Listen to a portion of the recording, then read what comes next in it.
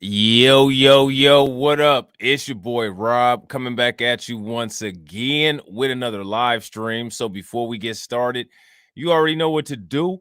If you're not subscribed to the channel, make sure you hit the bell icon twice.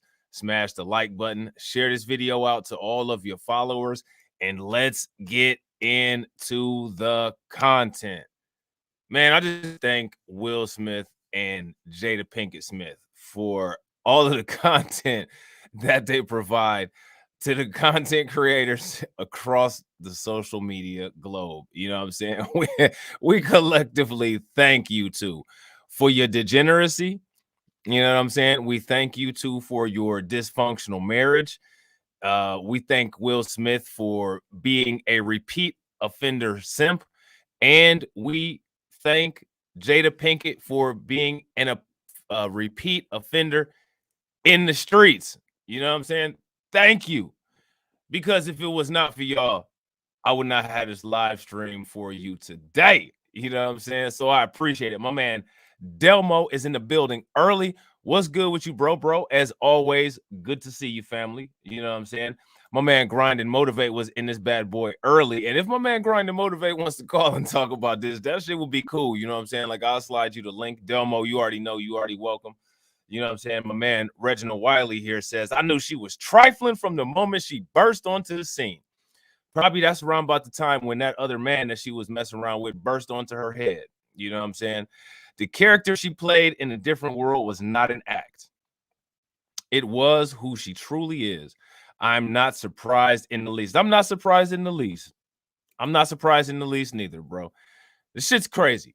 So we got a couple things lined up today, but before we get started, I just want to get into some housekeeping. If you have not checked out the most recent live stream on C19, please make sure that you go do that. All right. If there's any moderators in here who would be available and kind enough to post the link to the most recent live stream on the C19 channel in the chat, it would be greatly appreciated.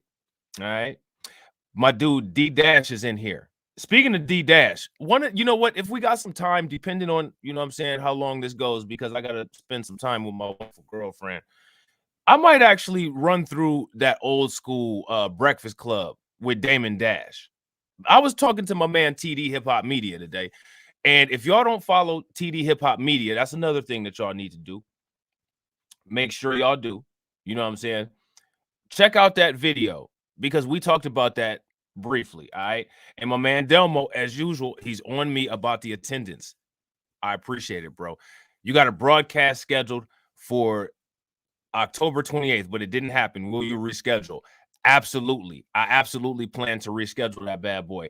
That broadcast, the one on the 28th, I believe is on the news reviews and reactions channel. So make sure you guys check the community post. I will most definitely reschedule that one, Delmo, because there's a lot of stuff that I wanted to talk about on that, but it's news stuff. You know what I'm saying? So I wanted to make sure that I put it on the news channel. So if y'all not subscribed to Blacklight Revelations news, reviews, and reactions, make sure y'all go over there and do that. Hit the About page. All right. Follow me on my other social media. Make sure that you also hit the channels page and follow all of the backup channels. All right. But yeah, I agree with D Dash over here. Dudes get what they ask for. Can't understand why he's holding on. I wouldn't be surprised if the next woman that Will Smith gets would be of the Brittany Renner variety. What do you guys think about that? My man Poppy Blanco TV is in the building. What's good, Poppy Blanco? Hola, primo. You know what I'm saying? Como estás? What's good with you, bro? All right. You know what I'm saying? We got my man in here, and we kind of deep. I didn't really expect anybody to be up in here because, you know, it's kind of late, and your boy has kind of been off the I kind of been off my schedule. I've been wanting to, you know, try to adhere to the schedule that I put out, and I kind of have not been doing that. So my apologies. If you guys can, make sure that you follow the prompts in the chat. Follow the prompts that the bots give. Hit those links. Make sure y'all vote in the chat. The moderators are here. They will help you vote. My man Bernie L is in the building. What's good with you, Bernie L? Yeah, bro, you getting to catch me live. You know, it's not, you know, we did this one for you, Poppy. You know what I'm saying? We did this one for you. You know what I'm saying? how would you say that? Let me see. In la noche. You know what I'm saying? In la noche. You know what I mean? My man Skrells is in the building. What's good with you, Skrells? Skrells is the first annual moderator to ever be appointed moderator by my wonderful girlfriend. So everybody congratulate Skrells. We got Only Separation in the building. What's good, Only Separation? He feels like he owes her. Plus, she kept a secret of his for a long time. Ooh, I don't know about that secret.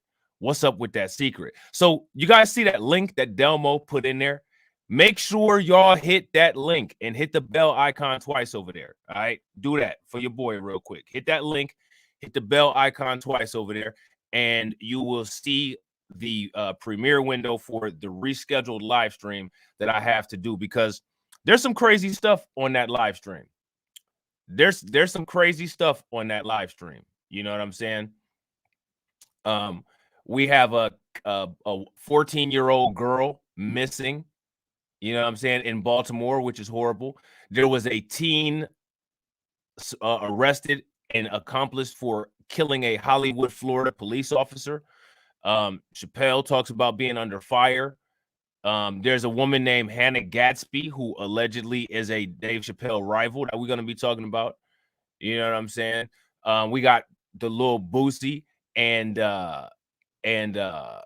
Lil Nas X situation. So we got a lot of stuff to talk about over there on Blacklight News reviews and reactions. And if you guys see what the moderators are doing, every time that prompt asks you to vote, just type it in exactly like they're doing. Not only does that help the analytics, but it also will bring more people in. Just watch. You know what I'm saying?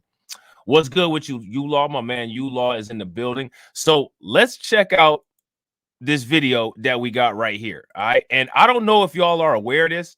And I'm curious to know, those of you guys who are married, those of you who, you know, are in relationships, how do you feel about this? Jada Pinkett Smith shares what sex life with Will Smith is really like.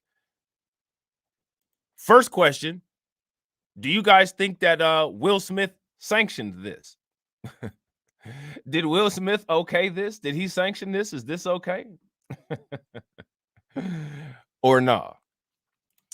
Poppy says, I'm going to tell you what's the problem on that Will and Jada situation. Will Smith stuck with her.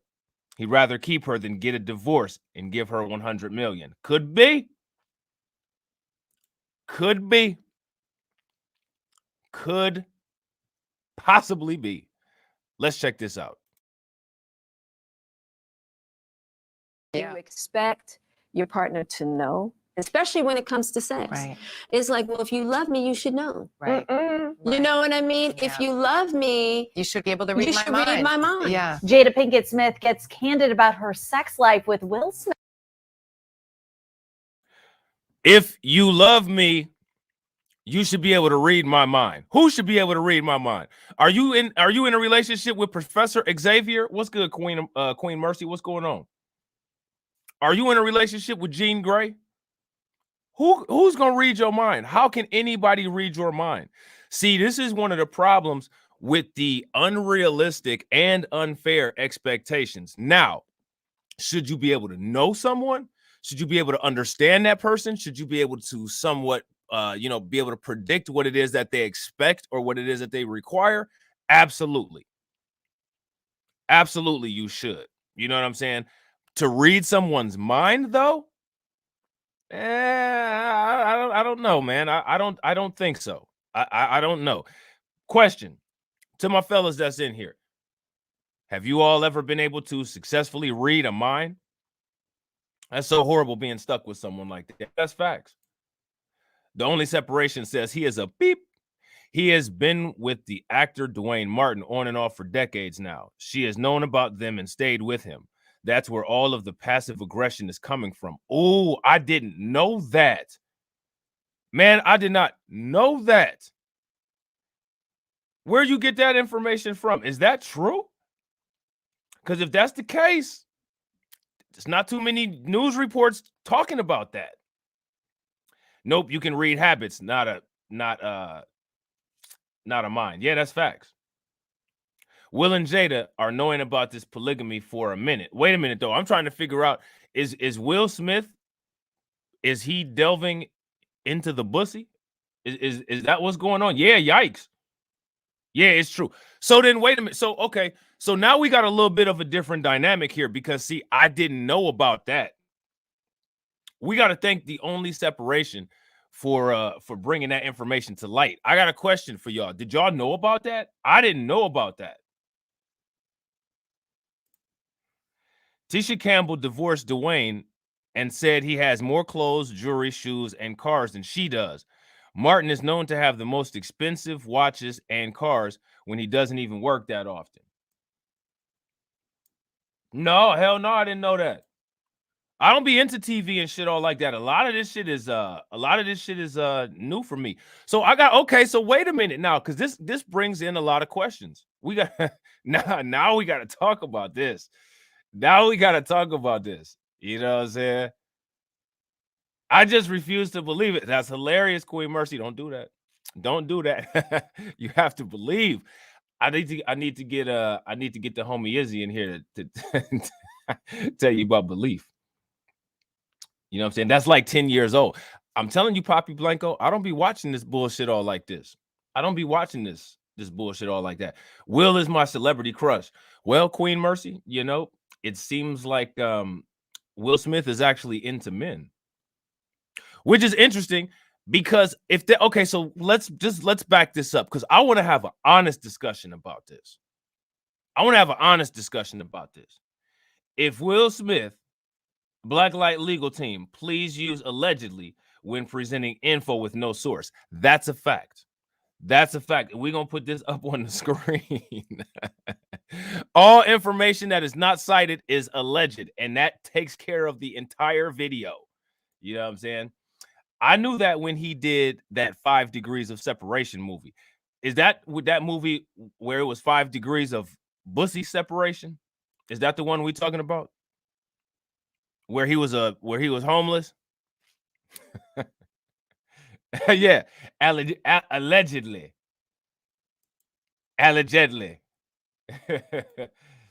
It's the truth. Now remember, Blacklight legal team, which Delmo is the CEO of. You know what I'm saying? I'll get in trouble. I'll get a write-up, you know what I'm saying, under my desk tomorrow.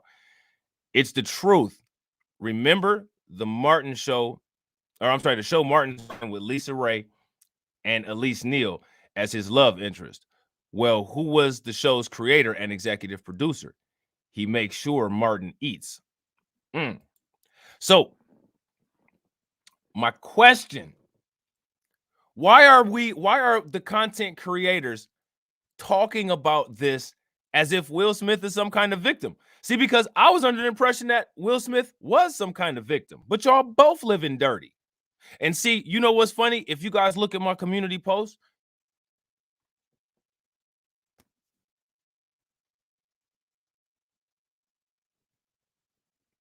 I said men and women both are delusional. No, the one he was at, the one where he was in bed with the guy. In that 6 Degrees movie, didn't he do some? Oh, no, you know what? I might be thinking of Marlon Wayans because Marlon Wayans did some questionable stuff too. Didn't Marlon play in a movie where he did a couple BJs or something? He is a victim. He's a victim, but wouldn't you say Jada Pinkett Smith is a victim too? She's sharing her man with another man.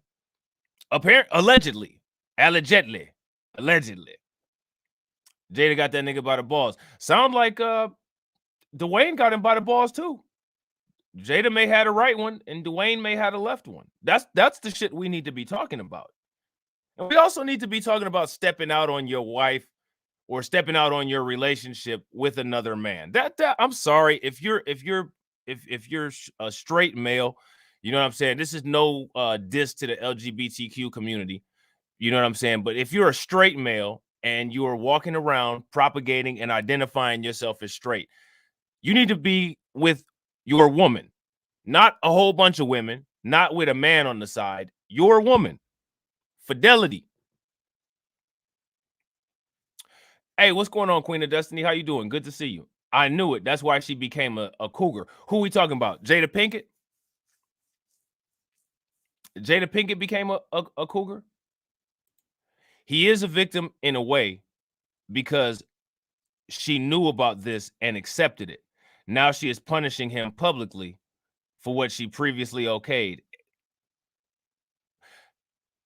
See, this adds I should actually stop the live stream and think about this, because I got to think about this. This is a lot. I came into this acting like, I know what I'm going to say. I looked over these articles. I'm like, all right, cool. Let's talk about this. And here, all of a sudden, there's new dynamics. Now, my question is, why aren't the content creators talking about it in terms of that? I've watched a couple videos, a couple reaction videos, you know what I'm saying?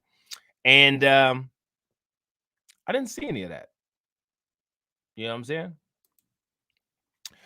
I don't know about that. If Will is gay and she tries to expose him in this letter climate, Jada could get canceled.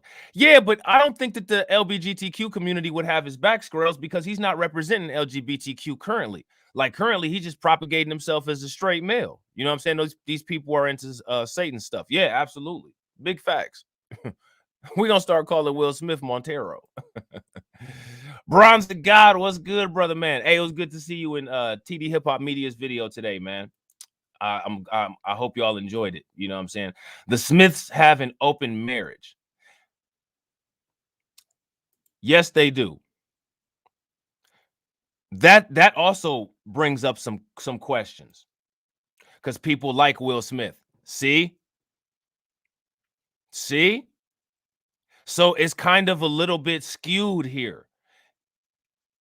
See, and you know what? There was an article. Hold on. I'm going to take this down real quick. There was an article by Essence. And it's one of the articles that I had planned on getting into tonight. And the title of this article is, "Why Are We Painting Jada Smith as the Villain in Her Marriage?" And I thought that was an interesting title to an article, because the way that the situation is presented, I mean, it would seem like it's pretty clear who the victim is. You know? But see, that's the problem when you live in the post-truth reality, and, when we live in the system of illegitimacy. The information, you know what I mean, isn't always what it seems. So I have a question now, with this stuff coming out about this relationship that Will Smith allegedly has with this, remember, all this stuff is alleged. Alleged, you know what I'm saying? Why is it that none of the content creators are really talking about that?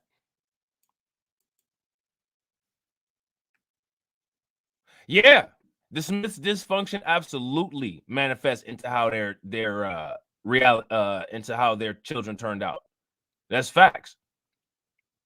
That's facts. And absolutely, I appreciate that, guys. If you guys can smash the like button, share this video out to all of your followers. It is on subscriber mode, so if you're not subscribed and you're watching, just stick around for 5 minutes and you'll be able to participate in the live chat. But if you ain't invested, at least to be subscribed, I don't think I should invest in you to let you chat. At least it ain't Kevin Samuels where you paying. You know what I'm saying? So let's actually watch this, all right? And we'll talk about it, and then we go to the next article, all right? Smith, after more than 2 decades of marriage. It is not your responsibility to make your wife happy, right? Just like it's not my wife's responsibility to make me happy. Okay, let's see. We already having some issues right here. Let's discuss. Do you guys agree with what Will Smith said or no? Do you guys agree with this first part? See, automatically, right off the rip, this whole thing is problematic, in my opinion. I mean, it's not my responsibility to make my wife happy. It's not her responsibility to make me happy. What? I don't understand. I'm lost. Can someone help me? I also take into account that Will is an award-winning actor who mainly benefits from an open relationship, the man or the woman. Yeah, that's facts. Hell no. Queen Mercy says, I love the statement and agree with it. Poppy Blanco said Will Smith is a certified sucker. Now, I do agree with this, Queen Mercy. Should be happy within already a person. Should just be sprinkles to the ice cream. Right, right. So, with that being said, can we then go ahead and say, well, this person should contribute positively to my life? That's what I was thinking immediately, Skrells. Bruh, if it's not your responsibility to make your wife happy, what do it is, right? Not make, but hold a preoccupation with it. Right. No, facts, D-Dash. And contribute to it. You know what I mean? Contribute to it in a positive way. Right? That would be my assumption. You know what I mean? Yeah, that's what I mean. Yeah, the partner should complement your life. You know what I'm saying? My girlfriend compliments my life.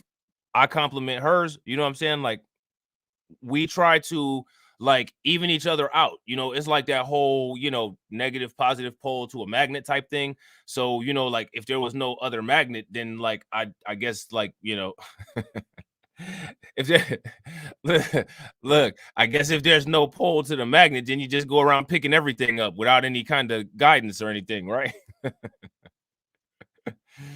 Oh, Will is setting up for that divorce. He making it seem like he's the victim in all of this. See, now, Bronze, I think you are on point, bro. And what you're saying with the information that I now have, and with the way that he's acting and collectively recalling all of his actions and the way that he's been presenting himself, I think you may be onto something. I think you may be onto something. I think that, you know, within the next, you know, 2 to 5 years, we are going to see unprecedented, newly visited levels of similitude from Will Smith. I mean, I think he's just going to come out batting 1,000 for the beta male team very soon. You know what I'm saying? I think that's actually going to happen in the near future. What do you guys think?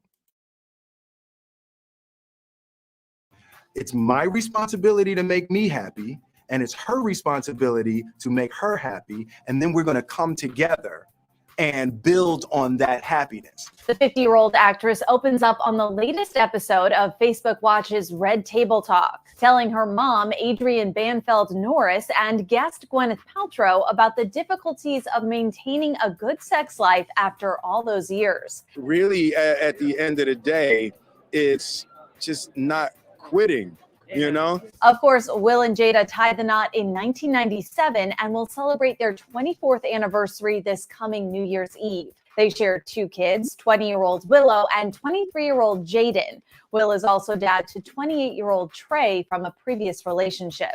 It's really, hard. I know. I'm I sure. mean, the thing that Will and I talk about a lot is the journey. I mean, we started in this at a very young age, you know, 22 years old. I think you expect your partner to know, especially when it comes to sex. Right. It's like, well, if you love me, you should know. Right. You know what I mean? If you love me, You should be able to read you my should mind. read my mind. Yeah. You know what I that's mean? a huge pitfall. That's a huge pitfall. Yeah, it is. Jada says she's grown out of that mindset, but it can still be uncomfortable for her to express what she wants. You tell me what you need, tell me what you want. And on top of it, I know that I have to be accountable to do the same. Okay, so let's actually discuss some of this. First and foremost, right? Like, hey, what's up, Vega? First and foremost, like, I would never, ever, ever talk about the intimate details like this of my relationship on a public platform, especially anything that made my girlfriend not look like the best girlfriend in the world.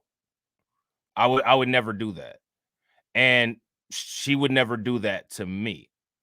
Now, the thing is, as far as like the whole open marriage and all of this stuff that they have going on, okay, like that's fine. Like that's the way that you guys choose to live your life. But I mean, where is the accountability and loyalty to each other? I would never, I would just, and see, I don't know, maybe it's because I'm old and I'm old school.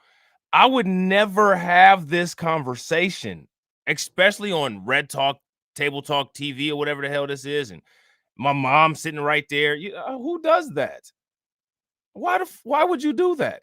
There's not a check big enough in the world. There's not a, amount of publicity big enough in the world. There's not enough of any of that to ever try to make my girlfriend look bad in a public light. And the thing is that, the way that you talk about these things, we could say like, oh, maybe Jada Pinkett, they got an open marriage, so like she can just say whatever she wants to. It's all good. It's okay.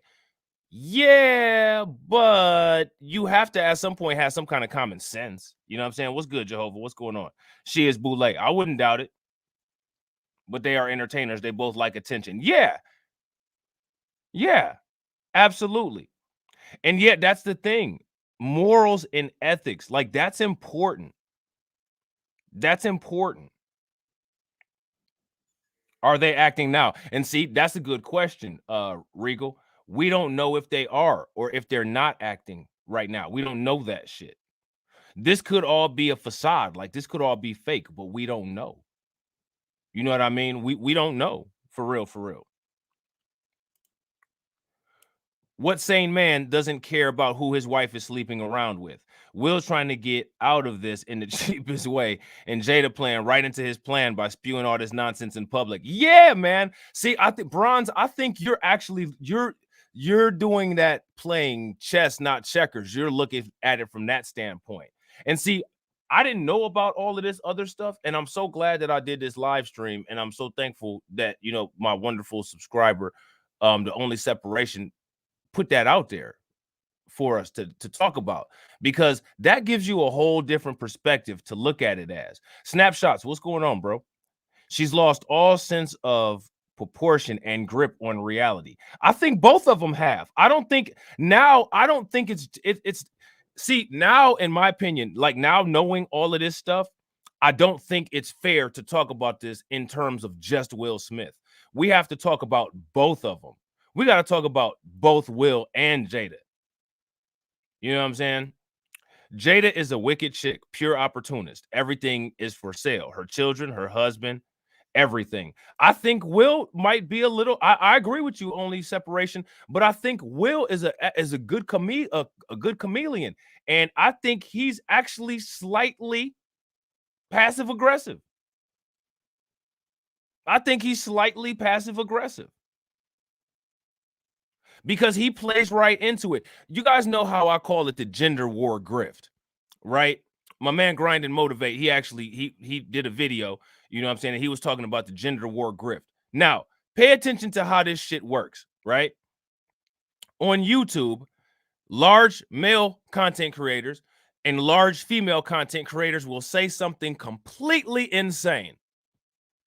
Completely insane. They'll say it. Then all of a sudden, after that statement that they make, that statement will be the content of all of the sub-content creators for the next month. These people will never go back and forth with each other. They'll never mention each other's names.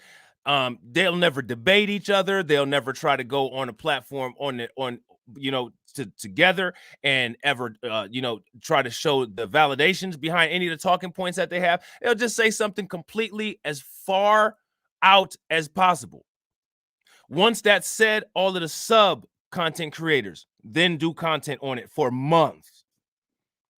Everybody's making all this money. Everybody's eating. And then the people who watch the content creator and the people that watch the sub content creator, then they're lost. Then you got these men and then you got these women. They're going back and forth at each other. And these people who are supposed to be coaches, these people who are supposed to be, giving advice, they do that. And then nothing gets done. More anti-male, more anti-female vitriol gets espoused into the ether until the next crazy ass talking point that somebody comes with. Then all of the sub-content creators come again. So it's almost like these people are on a schedule, right? And it's the same thing with Jada Pinkett. Jada Pinkett says something completely like the way people would define it, like modern womanish and crazy. Will Smith comes along and says something super simpish. Then it's content for a whole month. And then poof, the situation disappears until somebody does something again. It's a grift. And all the while that all of this shit is going, these big content creators, they're eating. They're living high value lives, lighting candles, spraying cologne all over the place. The women sitting up there talking shit, cackling like hyenas. And everybody that listens to these people is lost. They go from the digital world into the real world and say the most nonsensical shit to people that don't even watch the garbage that's on YouTube. And the people that don't watch the garbage on YouTube, which is probably like about, maybe like 65% of the public, they're looking at these people like they're insane. What are you talking about? What are you talking about? You're delusional. You know what I mean? So, yeah, it's all clout chasing, all of it.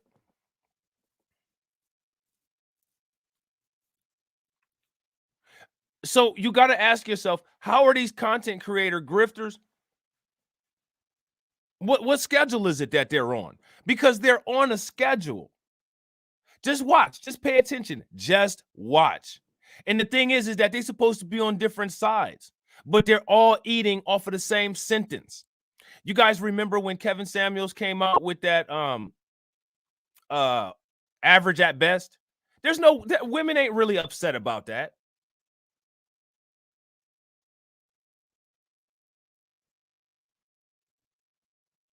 You know why? I'll tell you exactly why women aren't upset about that, because I can tell you about 6 or 7 content creators that were females that dissected the fuck out of that and made bank. They made money.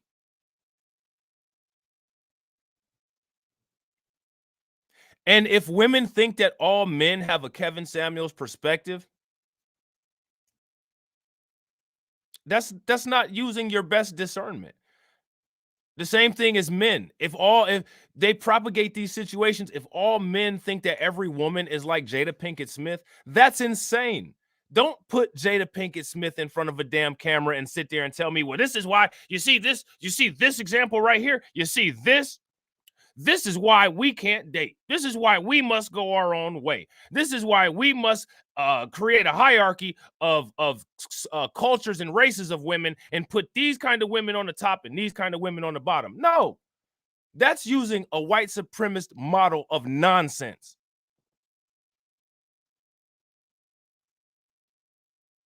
Everybody should be based on their own individual accolades, in my opinion. If I saw this content on Jada Pinkett Smith, that's exactly what I'm looking at. I'm looking at Jada Pinkett Smith. That doesn't mean that I have a problem with all women. That doesn't mean that I have a problem with certain groups of women. That doesn't mean any of that. I'm looking at what Jada Pinkett Smith is saying. That's it.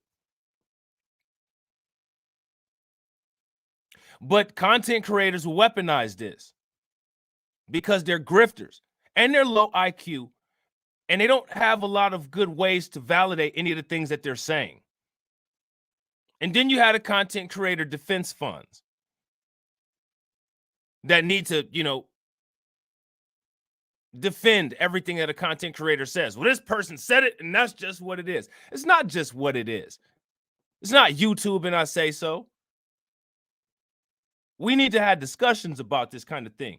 If we had not had any kind of discussions, you said Illuminati, lucky is he ain't here. Right. We need to have discussions about this kind of thing. So I guarantee you that very soon you'll see a whole bunch of videos and they'll use Jada Pinkett Smith and propagate that as, this is the problem. This is the problem. While talking about Jada Pinkett Smith, they're not talking about the fact that Will Smith is spreading his pussy. We're not going to talk about that. And we're not going to talk about that the whole marriage is a festering petri dish for HIV chlamydia and gonorrhea. Let's talk about the public health aspect of what this kind of degeneracy brings. You know what I'm saying? Here's the thing. Jada been told Will she was for the streets. Yeah, I agree. I'm out. Peace. All right, Bernie. Appreciate you, bro. Kind of off the subject, but did you catch the business earlier? JB ripped KS to shreds earlier again. Yeah, I saw a little bit of it. Everything that he was saying about KS was facts. Every time Jason Black talks about Kevin Samuels, it's accurate. The stuff that he says is accurate. A lot of time when most content creators do their critiques on Kevin Samuels, it's accurate. Kevin Samuels just declares things with no accolades to make those declarations. I don't care about your Facebook group where you claim that you put all these couples together. I haven't seen no marriage licenses or anything like that. You know what I mean?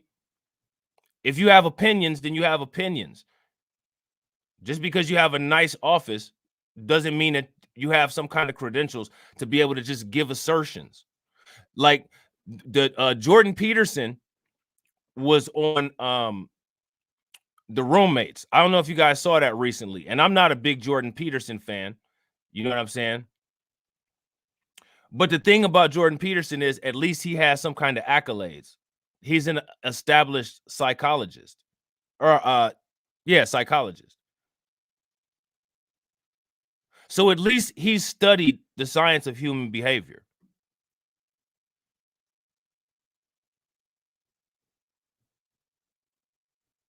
Kevin Samuels just makes these assertions. And you know what's funny? You know what's funny, Bronze? I actually talked about that Kevin Samuels episode where he talked about the whole Tommy Lauren thing. It just trips me out that he'd just sit there and say some stupid ass shit like that. Kevin Samuels thinks he's a psychologist without a couch. The only psychologist that I've ever seen without a couch. Basic stuff. You know what I'm saying? And the thing is like, I don't have a personal problem with him. I don't know the man. I just know that assertions without evidence, it's kind of dangerous. And the thing is that, you're using Streamlabs, you're using OBS. All of these stats that you throw up in the air, it's not difficult for you to show them on the screen. Anytime I talk about something and I'm making an assertion and it may sound wild or it may sound crazy, I show the stats on the screen. Kevin Samuels, he really doesn't do that very often. You know what I'm saying? And, you have a community post on YouTube when you have, a certain amount of subscribers, a certain amount of engagement. So you can utilize that community post to post screenshots. You know what I mean? Yeah, I agree. They're smart and they're caught up. But the thing is that they let this happen to themselves. They let this happen to themselves. You know what I'm saying? So let's finish this video. Let's check this out. And do you? I really try. Yeah. It's uncomfortable, very. but it's deeply healthy. Of course, this all echoes what Will told ET back in 2007. Anything that I need to make myself happy, I will present that to my wife that I need that to be happy. Divorce is not an option. We're going to be together. So we're going to figure out how to be happy. In fact, he doubled down on all that again in 2015, telling ET that when it comes to their marriage, they put in the work. You can't expect it to be easy. It's like our marriage was the most difficult, grueling, and excruciating thing that we've ever taken on in our lives. And, we're just not quitters. And by the same token, we're not apathetic. Yeah. So we're not going to sit there and let it, be painful. We're going to keep working. And if there is a secret, I would say, is that we never went into working on our relationship. We only ever worked on ourselves individually and then presented ourselves to one another better than we were previously. And just in case there was any confusion, on Wednesday, Jada clarified her comments about her sex life with Will, tweeting in part, quote, "Will and I have never had an issue in the bedroom. Thank you." But back to Red Table Talk. While discussing the topic of sex with their kids, Jada and Gwyneth had very different experiences. Willow started asking Jada about sex at the age of 5, and Jada says she made sure to preach respect and consideration when the topic came up with Jaden. As for Gwyneth's kids, 15-year-old Moses and 17-year-old Apple, whom she shares with her ex Chris Martin, she said the topic first came up when they were in 6th grade and had sex ed at school. Now, there's a very there's some very problematic stuff that I see. Look at this. All right, so do you see their Will and Jada's child?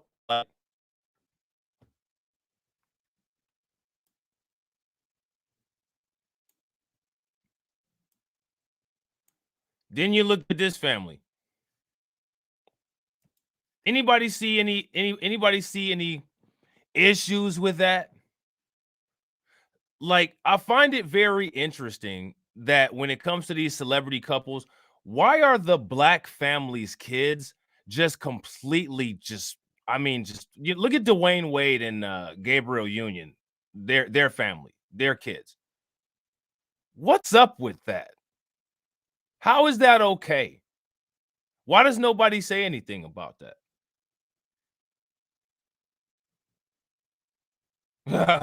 Facts, Jehovah. Up when they were in 6th grade and had sex ed at school. In 6th grade, had the craziest sex ed. Really? It was incredible. Full on everything. Like, they learned everything. I will never forget Apple's face when she came home and she told them everything. And when I say everything, I mean everything. As for Moses, Gwen says he's not really interested in discussing it with his mom. He's like at a phase where, you know, we're extremely close, and he's also like differentiating, and he doesn't want me to show a bra strap, like, let alone have me ask him a question about a girl. E.T. caught up with the Oscar winner early this month, and she said that when it comes to sex, she tells her kids to trust their gut. I think the main thing, and you know, that nobody ever tells you, is like, you have to stay really close to your own truth, and you have to stay really in integrity with that truth, because you know, when you're in a relationship and you're not being your full self, you're sublimating things, or you're like white knuckling through something, it's actually, I think it can be pretty damaging on how you feel about yourself. I think my generation, we got a lot of messages around sex that made us feel bad about it. I try to just be curious, and you know, I mean, teenagers are never going to want to talk to their parents about sex. What are you guys thinking right here? Like, is it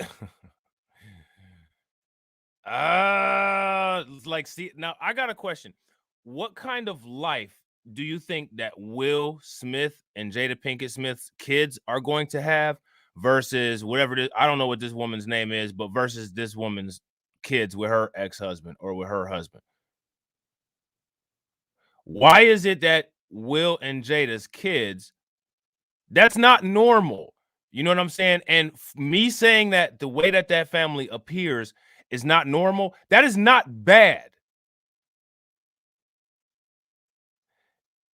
We're striving to have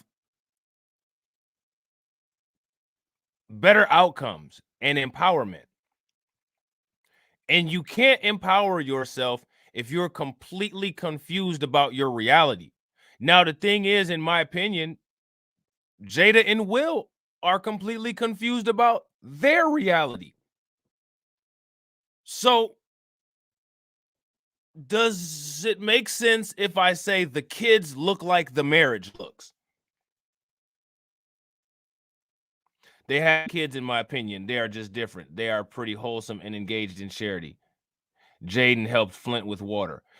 Yeah, I don't doubt the quality of the kids, Queen Mercy, regardless of how somebody looks. In my opinion, it's your inner spirit that makes you who you are. But the thing is in my opinion, as parents, we develop and we have a big impression on our kids and how we cultivate them per se. You know what I'm saying?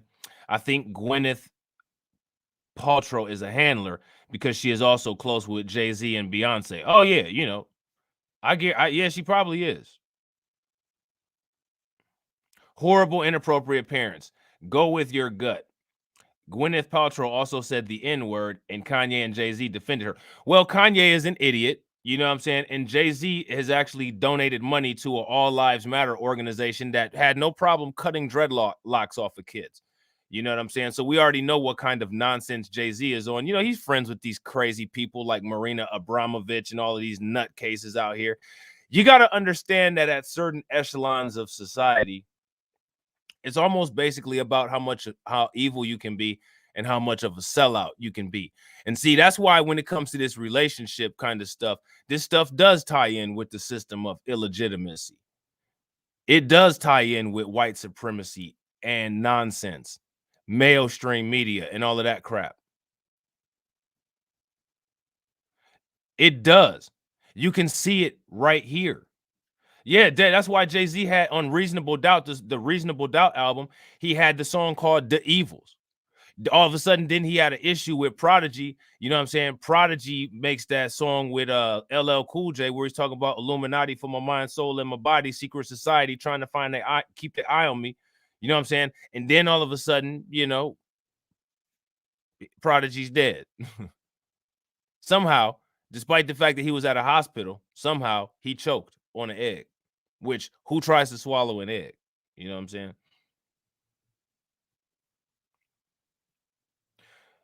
Jay-Z does nothing but copycat. You know what I'm saying? Like, he made the album called The Blueprint. KRS made The Blueprint. All Jay-Z tried to do was go on a ritualistic tour of messing up MCs who was actually giving out good information. He tried to make himself a part of the firm. All of it, what about Big L? You ask me, I think Jay-Z could have possibly, allegedly had something to do with Big L. I don't like Jay-Z, and I never have. Jay-Z is in with all of these democratic, liberal, nonsensical organizations. We might actually have to do a review of that Breakfast Club where Dame Dash was going in on Charlemagne the God. Because I think it was some jewels dropped in that. And I think it was some jewels dropped in that people need to see. You know what I mean?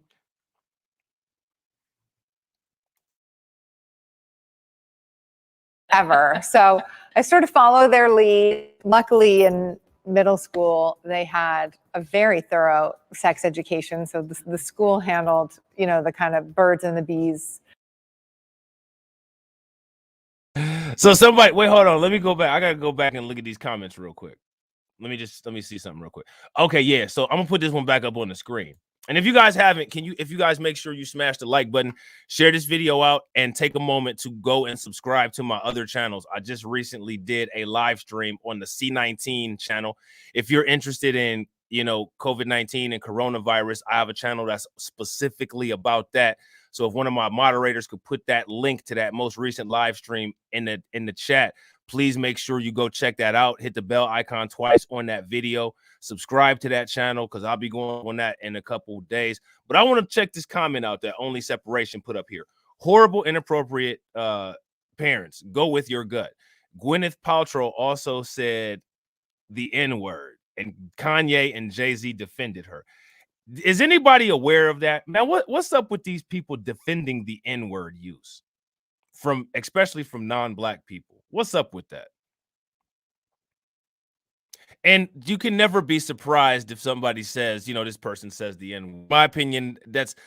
In my opinion, the way to combat the N-word use is to never be surprised or never be outraged when it's presented that somebody says it, because you should not be surprised. This woman's last name is Paltrow, sounds Italian. I'm not surprised.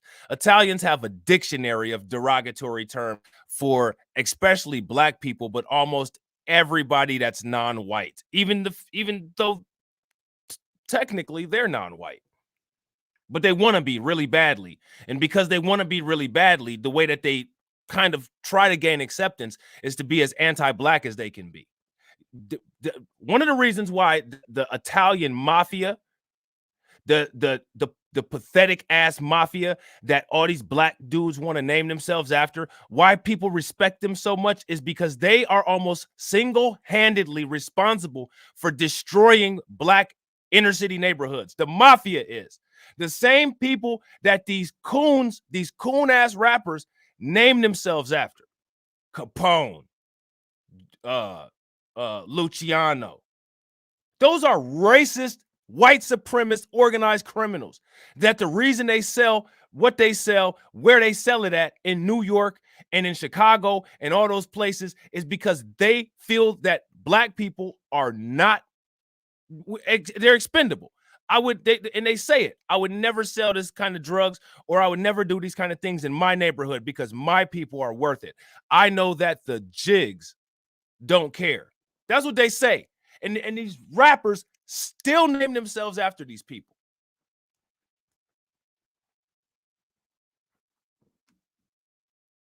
She not Italian? Well, those mafia people are. So I got to ask, what is the obsession with it? You got to ask yourself, what's up with the Stockholm syndrome?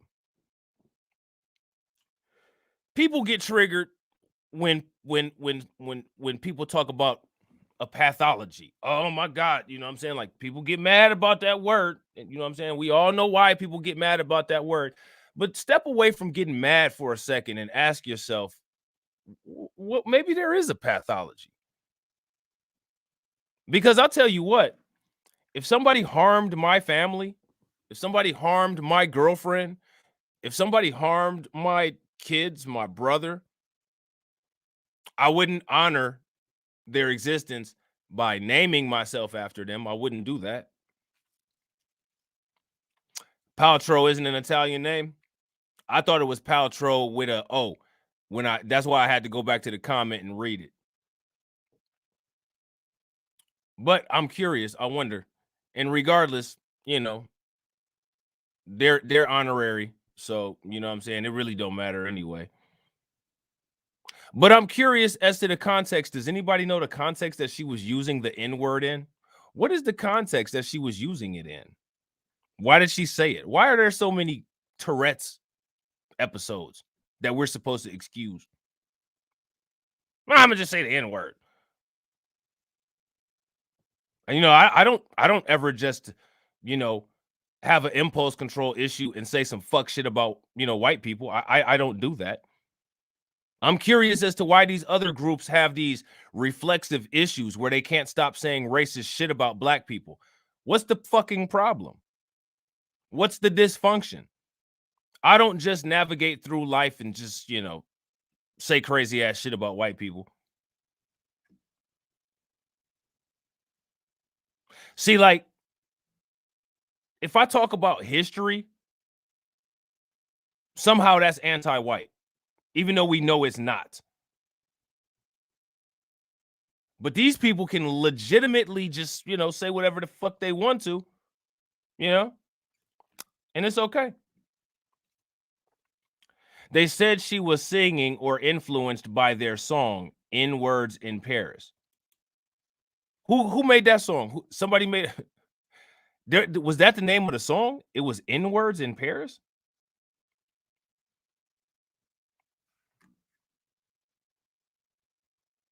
Bronze God says DNA. That's why. I mean, there needs to start being some evidence that there's not, because at this point it's starting to seem, you know what I'm saying? Like it's starting to seem like it. Yeah, no, I agree, MC Fact. Yeah, no, I agree. And that's why, you know, anytime you be like, look, you using that N-word, you're right. You're right. Anytime we behave a certain kind of way, we sanction that behavior from other people. That's what MC Fact is saying. And I got to agree with that. So a lot of the stuff that we do is because of us. But the thing is also is we need to be able to have an apparatus and stuff like that to be able to shut that kind of stuff down. Some Karen shouldn't just be able to blare the N-word out. And then you have Tucker Carlson and all these fucktards on all these or new mainstream media organizations sitting there justifying this male explanation of calling people the N-word. Like, are you for real? But they're outraged about critical race theory, but they just want to freely be able to use the N-word as if that's your name tag. Make it make sense. And then you have coons like Kanye West and Jay-Z. Like that's the stuff that has to be dealt with before we can deal with any other issues. That stuff right there. You know what I'm saying? And I can't even go there. It's frustrating. You know what I'm saying? Parts, and then I'm there for any questions, but the questions are pretty minimal.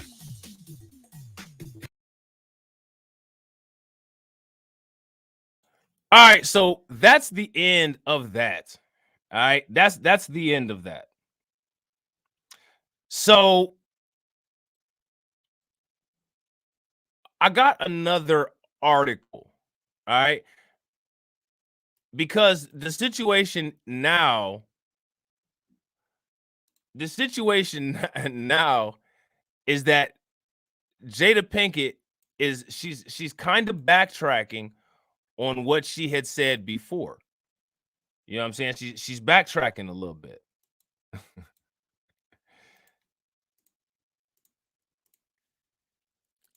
See, this is an article from Insider, all right? And it says Jada Pinkett Smith explains why it's uncomfortable and hard to maintain a healthy sex life with Will Smith. Now, this is the image that white America wants to see black men as. First, we're supposed to be beasts and sexual predators, low IQ, low impulse control monsters that can't do anything except for kill and rape. That's mainstream eyesight thought process. Every time you see a black man, that's what you're supposed to think.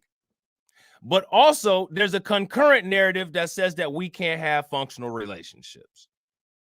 Jada Pinkett just has to explain why she just has to do so much to maintain a relationship with Will Smith. Every aspect of the relationship, every aspect of it. You're a fucking idiot. You don't fuck me right. White people and Asians love this. Will Smith and Jada Pinkett playing right into it, acting like, well, you know. Yeah. Oh, look, they can't even control their women. First and foremost, women aren't anybody's property to be controlled, in my opinion. So the narrative of that is a requirement for us to have to control our women. I mean, you know, we don't need to control our women. That's not a necessity. That's a white narrative.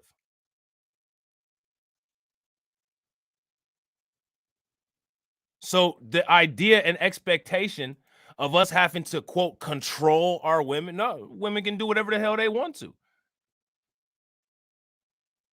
Do whatever the hell they want to. There's some brilliant, smart women. Let them do whatever they want. If they want to be in a relationship, then they'll be in a relationship in the appropriate way.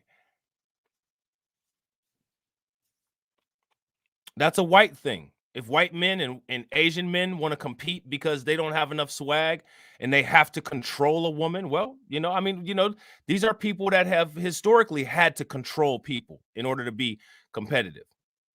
You know, I'm not making that up. I mean, we had 400 years of slavery. They had to control people, right? This is what they said. This is their words. Slavery is a necessary evil, right? It's a necessary evil for what? Because you can't do shit without controlling anybody else. Okay. All right. Well, we don't need to control anybody. I don't feel the need to have to control, quote, my female counterparts. I don't see that as being necessary. That's one of the reasons, in my opinion, why there is a gender war. Because there's a lot of lost black dudes who want to be white dudes. There's a lot of black dudes out here that want to be Jordan Peterson. There's a lot of black dudes out here who want to be Rollo Tomasi. What the fuck do you want to be them for? This is that shit that Jason Black was talking about on The Business. You need to be yourself. You need to be who the hell you are. You don't need to control no damn woman. If you're in a relationship in the proper way, then for the most part, things will be out of control. Sometimes when I'm not being the way that the way that I should be, a lot of times when I'm the way that I'm not supposed to be, that's when my relationship is out of control. But it's not my girlfriend's fault. That shit is my fault because I'm getting out of control. I'm not doing shit that I need to be. I'm bringing negative energy shit. And as long as I understand that shit, and as long as I'm able to reflect on that shit and fix my mistakes, then everything else will go the way that it needs to. There's a difference between controlling and setting the pace. See, we need to separate ourselves from this bullshit that these motherfuckers are talking about. They can't do anything without control. It's been proven in history. They can't do anything without control. That's why you have colonization. You can't allow the rest of the world to function without you controlling it. You're scared. You're intimidated. You're a coward of the nth degree. We're not.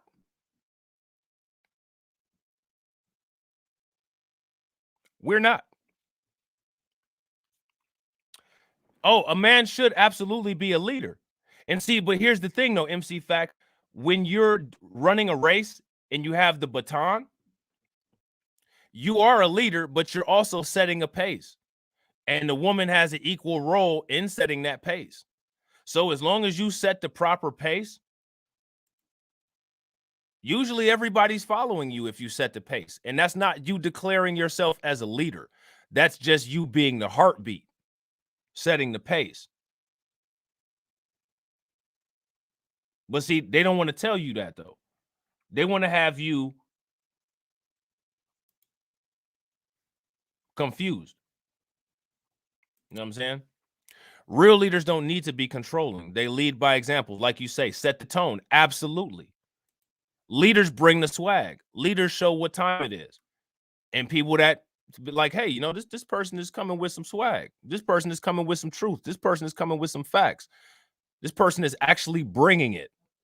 All right. Well, then I'm gonna see what's up with him. I'm gonna follow him. You know what I'm saying? If you keeping it real, you know what I'm saying? Okay, that's what's up. I rocks with you. A lot of people that I don't agree with on a lot of things, but because we have a mutual respect, and you know, because I have the optimistic mind state that I try to have, I try to work with everybody, even if you don't agree with me on all things. And this is facts. This is facts right here. Both genders are leaders and have choice roles. Facts. Yeah. See, so if we understand this, then we got to ask ourselves the question, well, why do we have a gender war then? If we know our roles and we know what we're supposed to do. See, MC Fact says, sure, I don't believe in subjugating a woman. I don't believe in subjugating a woman either. I don't believe some women can be subjugated. You know what I'm saying? I don't believe some women will let you subjugate them, you know? Oh, shit. The main lesson from the Smiths is if your partner continuously disrespects you, pack your bags and depart because he or she will gradually resent you. Facts. And that comes from having self-awareness and self-understanding, right?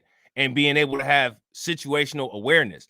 When we were doing all of those grind and motivate videos, you will see my man grind and motivate. He would talk about the situational awareness that that Fresh and Fit never really showed. That's important. We have to have that. You know what I mean? You don't need to subjugate a woman because if you set the pace properly, then a woman will automatically fall in line. And if you're a good woman and you are able to maintain the pace and also take the lead when necessary, because there are some times when it's necessary for a woman to take the lead, then your man will appreciate that. I have a good woman that sets the pace when it's necessary, and she takes the lead when it's necessary. and I follow the pace.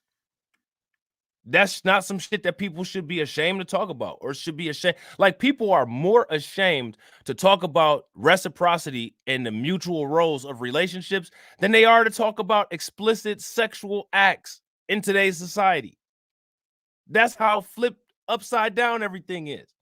Do that make any kind of sense? And that's because of the gender grift. These gender war people, what kind of content would they make?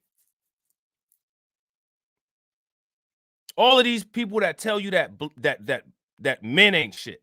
They tell you that women ain't shit. They tell you black men ain't shit. They tell you black women ain't shit. All of these content creators that say this shit, if it wasn't for gender grift, what the fuck would they make content about? What would they talk about? They wouldn't talk about shit because they don't know shit. The only thing they know is dysfunction. So that's the only thing that they can make content about. You had a dysfunctional ass life. You was raised in a dysfunctional ass home, and you're currently a dysfunctional ass human being. So that's all the fuck you can talk about is dysfunction. And that's why they spread it all throughout the internet like a damn disease. Because, you know, if they contribute to your dysfunction, it's not changing anything for them. It's only changing their bottom line.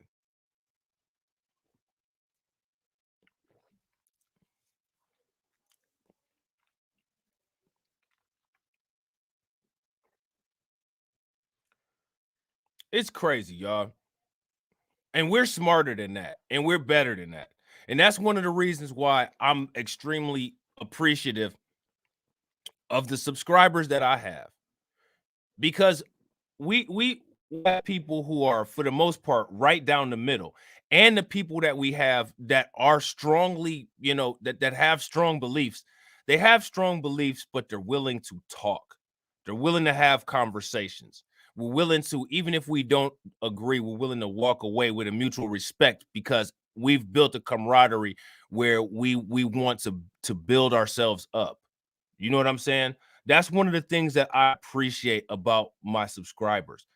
And that's one of the reasons why I try to continue to make the best kind of content that is like that I can. You tell a couple jokes, have a couple discussions, agree on some things, disagree on other things, and keep it moving. I'm not going to sit here and scream and yell and shout all day about somebody because they don't agree with one or two things or whatever. I'll ask you a couple questions. I'll ask you to test your information or test your logic or test your theories, and, you know, we move on, you know? Content creators can't even pull a girl if she was standing right next to him and giving him all the sit, man. And we've seen evidence of that. We've seen evidence of it. You know what I'm saying?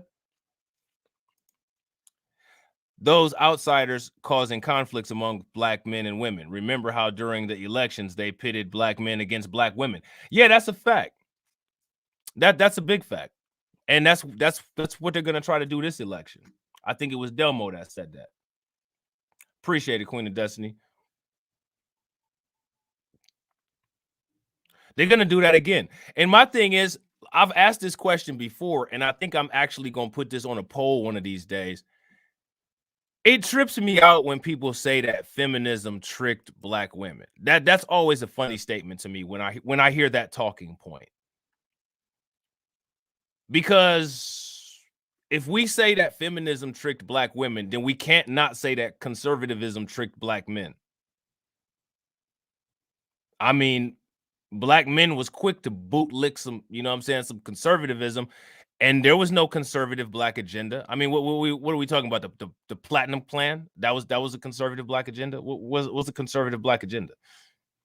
So, like, if we're gonna sit there and talk about feminism and all of this bullshit, okay, cool. We can't talk about that without having a discussion about conservative, because what did black men get from conservatism? You didn't even get the president that you wanted from conservatism. You didn't even get the president that you wanted from conservatism. You know what I mean?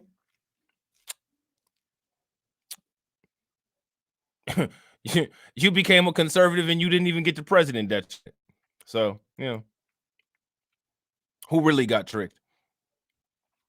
So now here this says, Jada Pinkett Smith explains why it's uncomfortable and hard to maintain a healthy sex life with Will Smith.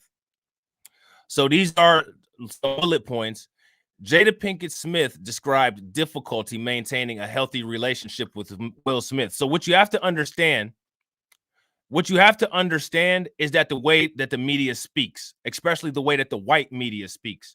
And when we're talking about the way that the white media speaks, the white media always speaks to make sure that it attacks black people, starting with black men first.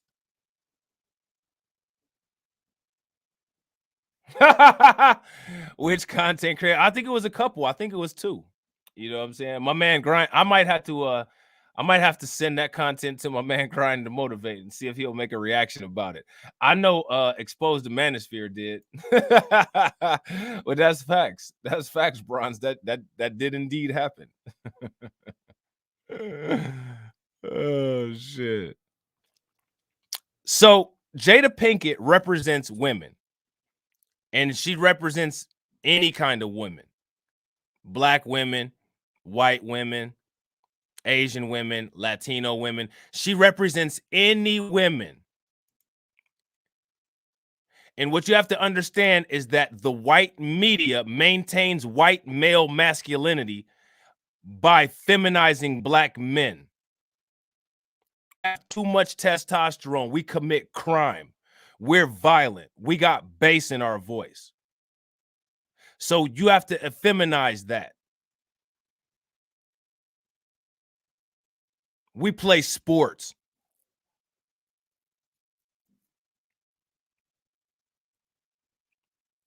So the way that you effeminize that is that you portray a black male in the most undesirable way that you possibly can. Now let's keep it 100.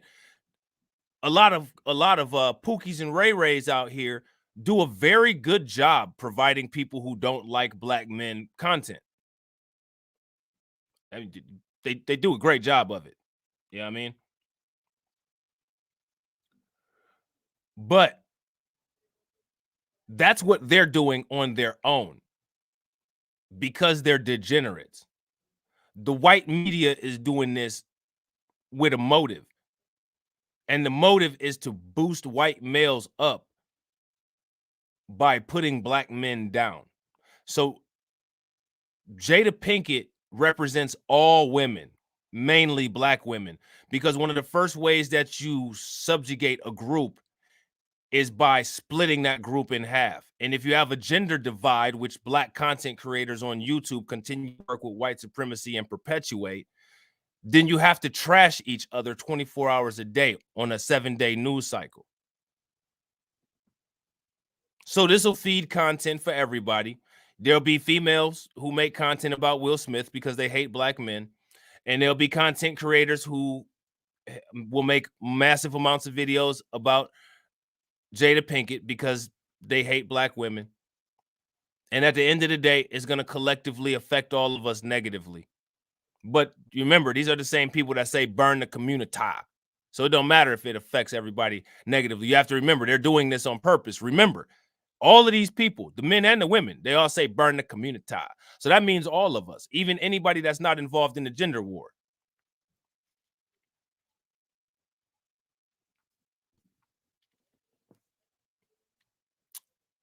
They probably cheer on those that Asian and that white teenager in Chicago and Colorado that burned that family alive in that Senegalese community. You know what I'm saying? I wouldn't be surprised if those black males and those black females on YouTube who constantly say burn the community, you know, hit the pom-poms together for that.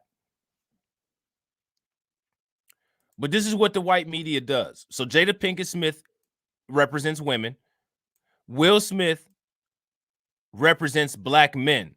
And not only, so what we have, the white media narratives are black men are criminals. Black men are low IQ. Black men can't build. Now, the stereotypes that they created, white people created these stereotypes.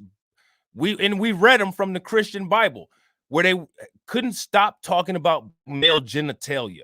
So it's them that sexualized that entire thing. Right? But because all of a sudden now, you know, women like whatever it is that they like. Now we have to downplay that. So what we have to do is we have to water down some of that testosterone. These men can't do anything. They can't build. They can't create businesses. They can't be competitive with us. And look at this. They can't even maintain a healthy relationship. They can't maintain a healthy relationship with any woman. There's some black people that have partners that aren't black.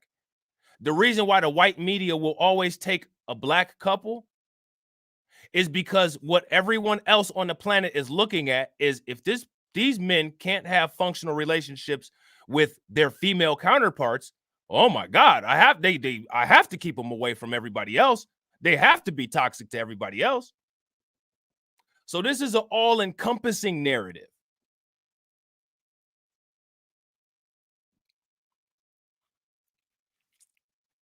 And notice how all of these media companies, they all come out with all of this stuff all at the same time, signal boosting this message. Black men cannot function in society.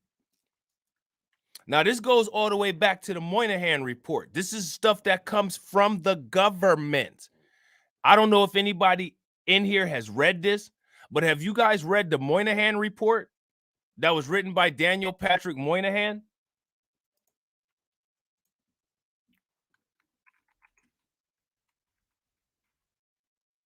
If you guys have or haven't read the Moynihan report, it's called The Negro Family, Case for National Action, all right? And what you will see the media doing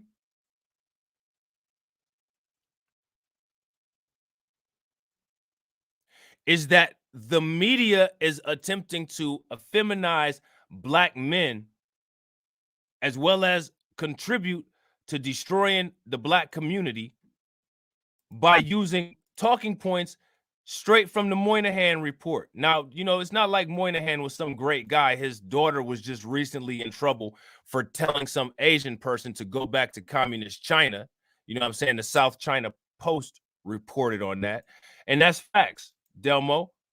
Moynihan is the same person that created the benign neglect memorandum. I'm sure everybody is familiar with the famous benign neglect memorandum.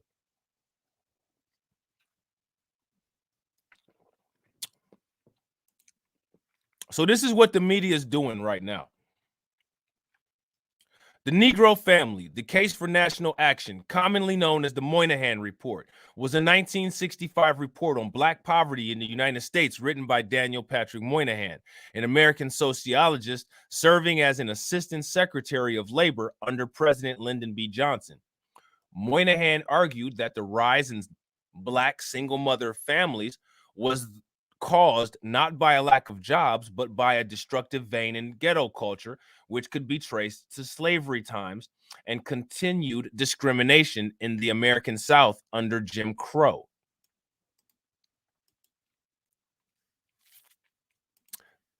Now,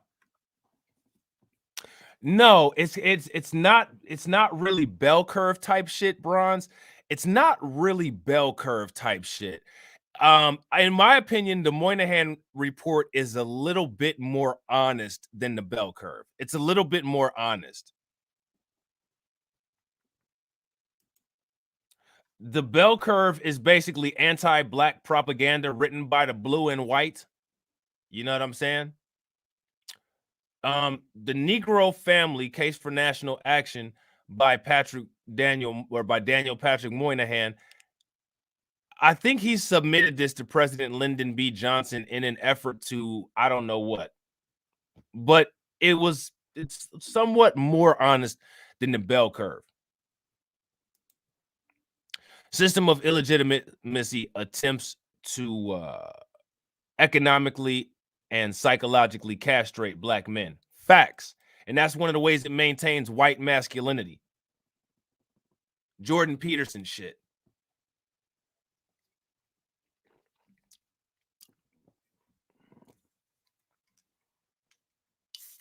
Yeah, check it out.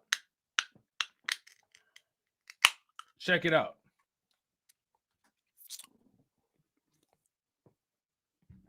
Hey, what's up, Faith and Lightning? What's going on? Hey, it's all good. I ain't even mad at it. I need to go on the MIA on social media too. Need to spend some time with my girlfriend, kick it, go on some vacations. I worked a lot. You know what I'm saying? I've worked a lot of days. I worked too many damn days. My boss, she sent me a message and was like, I saw your check. And I was like, okay. And she was like, it was more than mine. I'm like, ha, it should be. You know? So now here it says Black sociologist E. Franklin Frazier had introduced this idea in the 1930s. See this? See? So this is the problem. This is the shit right here. Black people always say, well, you know, it was a black person who discovered this. And white people get outraged. You're blackwashing. Nobody's blackwashing shit. Check out right here. Black sociologist E. Franklin Frazier had introduced this idea in the 1930s. But of course, not until skin color validation coming from Moynihan was it considered the first academics to defy social science wisdom about the structure of poverty. And I mean, it only takes, you don't even need no damn sociology degree or psychology degree or any kind of degree. All it takes is common sense. That's all it takes.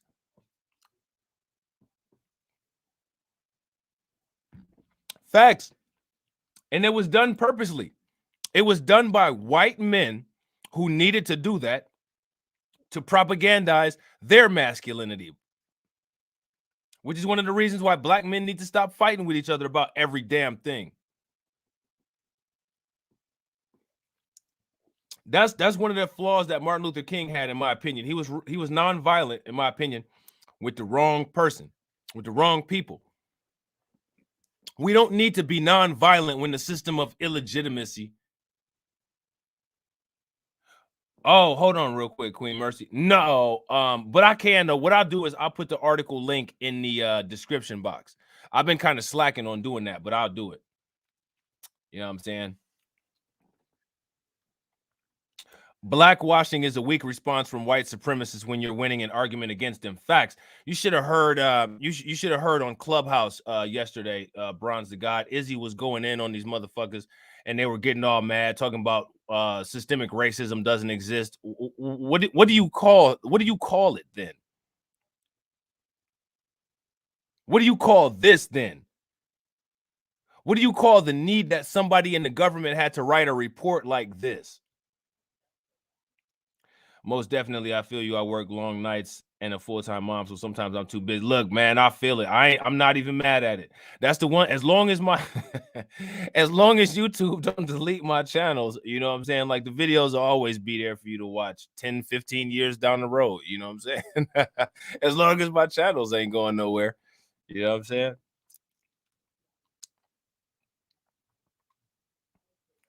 As long as the channels ain't going nowhere.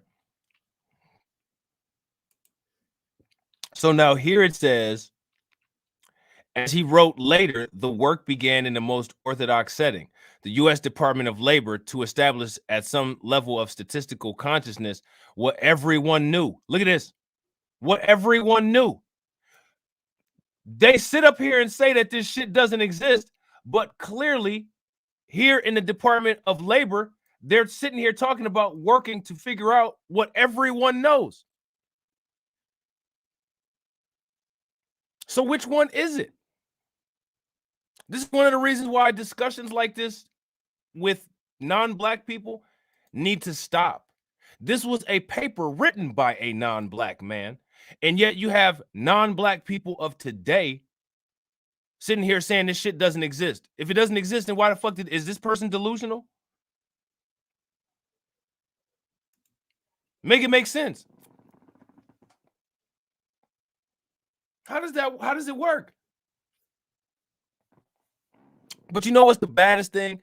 You know what the thing is that's sad about now, about current day times? Current day America, black men and black women take this and they use it against each other. You black men's, you black men's, you dusties, you dusty motherfuckers. Y'all antisocial and can't build. Black men, single, single women, raising fucked up kids. Nobody coming together to put any kind of solutions down on the table. Just using white supremacist talking points right here, Negro family, case for national action, to go in on each other. Why you think they put something like this out here? Do you ever think that the system that is trying to kill you will ever put together any amount of information to ever try to do anything to help you? You have to understand that we live in a system of illegitimacy that is ultimately meant to drain you and kill you. Have you ever watched the movie Saw? You're the victim. The system of illegitimacy is the room. What does Saw ever put in the room to help you? Even if you get the key, you have to dig it out of your eyeball in order to put it in the lock to uncuff yourself. And when you uncuff yourself, the cuffs are lined with barbed wire. So as you pull them off of your wrist, you're cutting your wrist. That's the system of illegitimacy.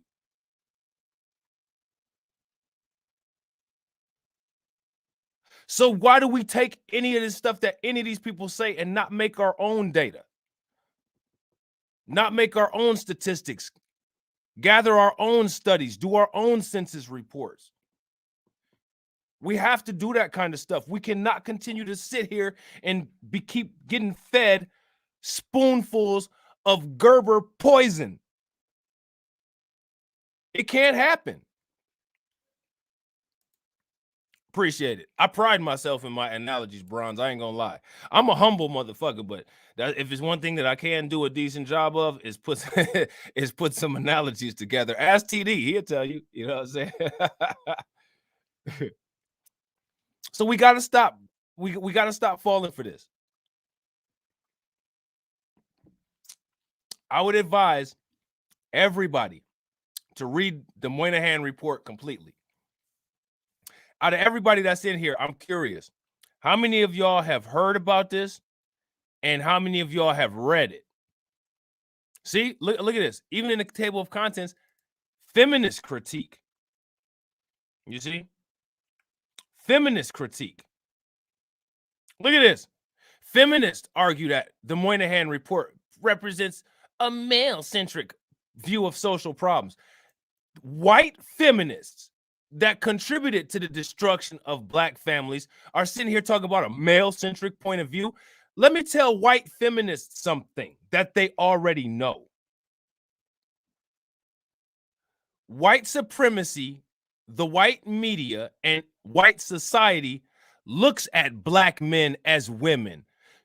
So because you look at Black men as less than men, there can't possibly be a male-centric point of view when it comes to dealing with Black social issues, because you demasculinize Black men as baseline.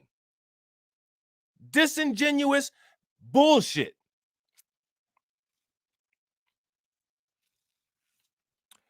Blacklight, please read my last comment. My bad, Delmo. Let me scroll up real quick. Let me see if I can find it. Ah, here it is. Okay.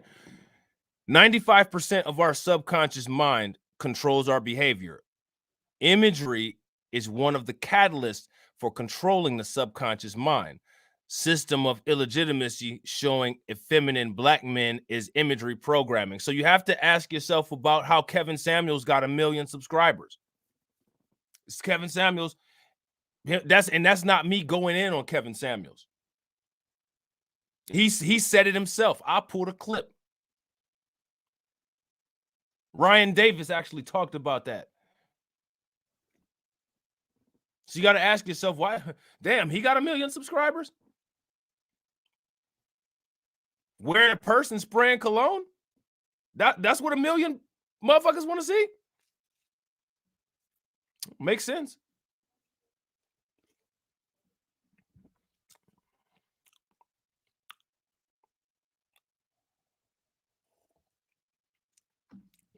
That's what I'm saying. They study us. We got to study back. The Flexner report and the Moynihan report are essential reading for essential reading. Facts. Everybody should read this. Read this Wikipedia excerpt. of the Moynihan Report and read the actual Moynihan Report. I think it's in President Richard Nixon's library, and I can find the link. If you guys watch my content as my videos come up and recommended, if you look in the description box, it's in the description box on some of them, because I know I've talked about the Moynihan Report before.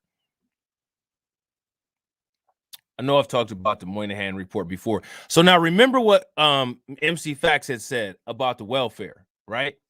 Now here it says, feminists argue that the Moynihan Report presents a male-centric view of social problems. They believe that that Moynihan failed to take into account basic rational incentives for marriages.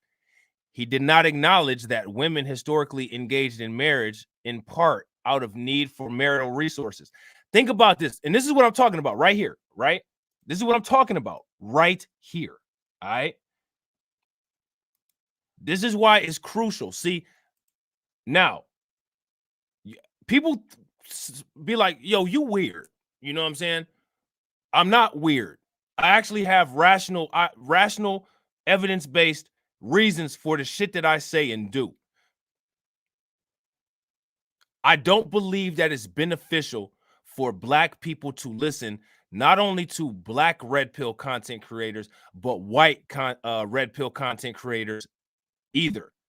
And the reason why is not because I'm fucking racist. I'm so tired of people saying that shit. Not because I'm a fucking separatist, because I'm not. Everybody who watches my content knows I'm extremely liberal, probably more liberal than most motherfuckers are comfortable with. But that's okay, because y'all comfortable with me, and I appreciate y'all trusting your boy. The reason why I say that is because as a healthcare worker, I understand that prescriptions are important. A doctor writes you a prescription for a specific disease.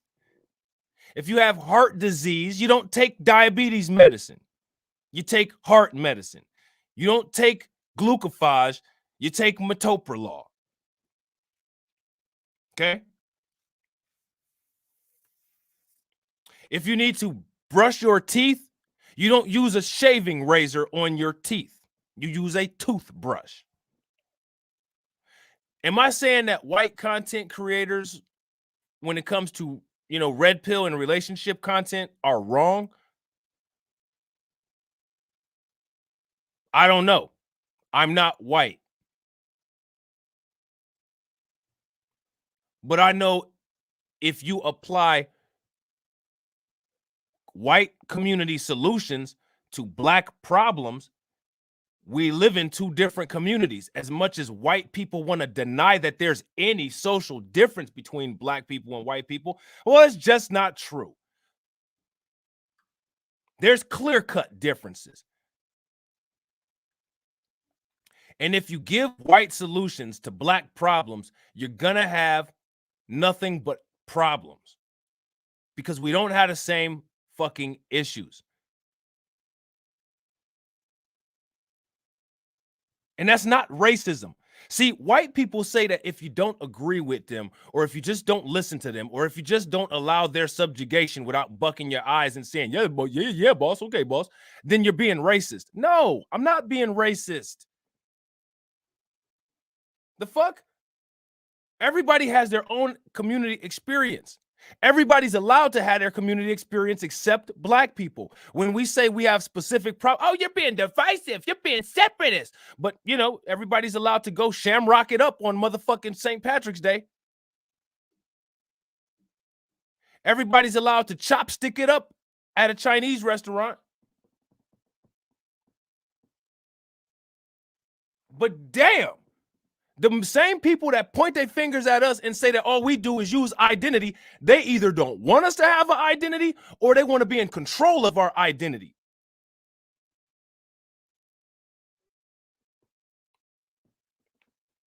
We're all in the same family. Okay, motherfucker, even in the same family, does your brother use tampons? Does your sister use condoms? No. Even in a family, each member of the family has specific issues. Is the infant filling out retirement plans? Are you packing a bottle for your husband for his lunch? When it comes to dealing with this shit, these people that are supposedly so much more intellectually superior than everybody else cannot break down common sense. And I refuse to believe that they're not capable. I believe that is purposeful.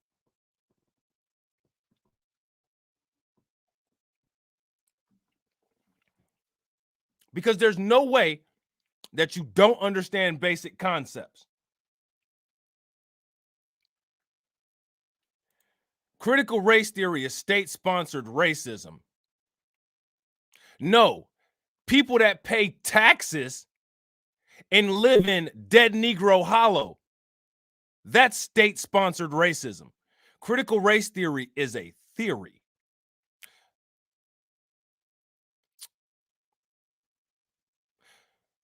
Mike Pence looks like Hanna-Barbera was his damn hairstylist. And he's talking like a cartoon as well. You know what I'm saying?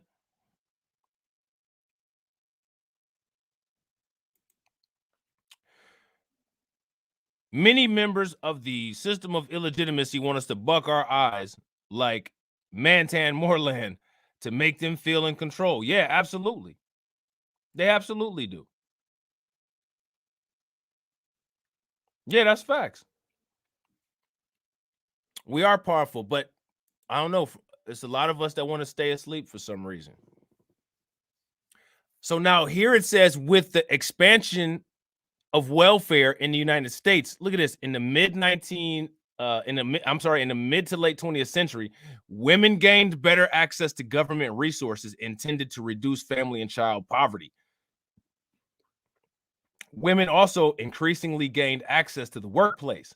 As a result, more women were able to subsist independently when men had difficulty finding work. Now, Black men and Black women weaponize this against each other. And non-Black society weaponizes it against all of us. So, you know, Black men and Black women, y'all can stop fighting with each other at any time. I mean, we just basically solved the gender war here.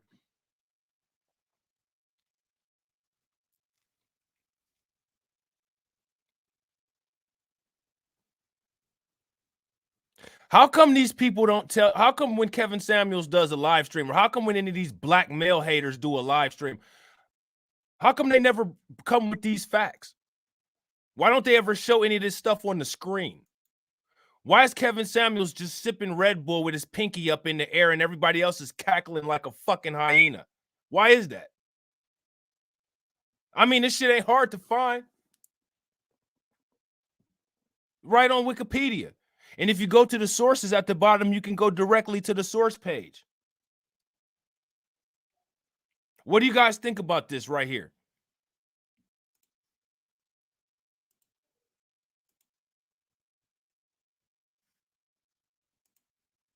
Make it so that you can read it.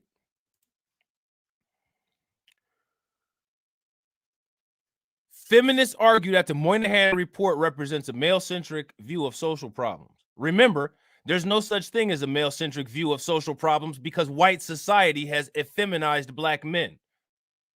So we're not doing that. That's one of the problems with white relationship and content creators and red pill coaches.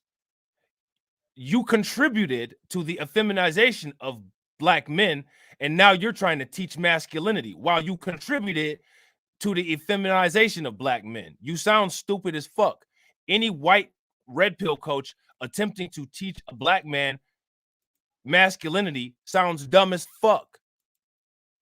You're disingenuous as fuck and intellectually dishonest.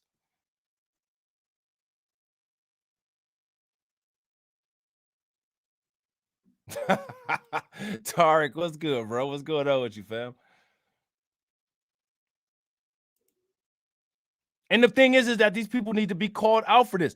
One thing that I'm so tired of, Is it just me? Do you guys notice that white people can make, we'll just make an assertion. Black people are dumb. And you know what black people do? They act like red on Friday when Debo comes around. Well, you know, we act like the bike of both of us.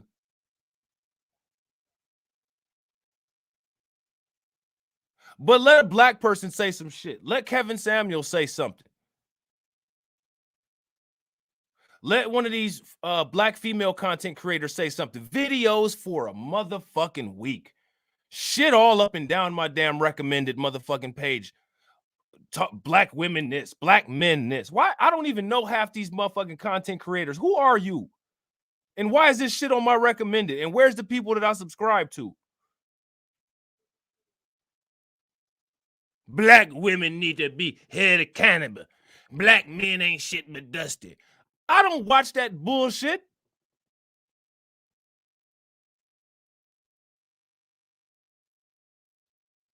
I don't watch y'all's gender hustle grift that y'all motherfuckers sit back and text each other about. Oh, I'm going to go in on black women today. Oh, this week, I'm going to go in on black women. Okay, I'm going to text all my boys. I'm going to text all my homegirls. Oh, we going to be eating this week. We're going to make like 100,000 this week. I'm not part of none of that shit. But somehow YouTube pumps that shit onto your motherfucking recommended page, your home screen. People that you're not even subscribed to. Motherfuckers that I am subscribed to, people whose videos that I watch every single day, they're never on my recommendations. I have to go to my notifications and find them. I don't watch that shit.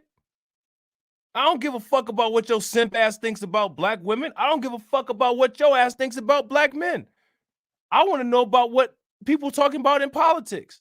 I want to know about stuff that's going on with coronavirus. I don't give a fuck about your degenerate ass gender war issues. If you had a girlfriend, or if you had a wife, or if you had a husband, or if you had a boyfriend, you wouldn't be worried about what the fuck is going on with some damn gender war. That shit sounds so stupid.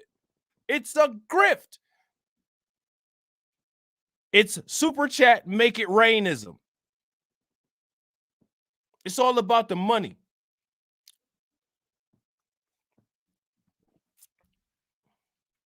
I'm going to say the most triggering shit that I can. Now watch all the super chats flow.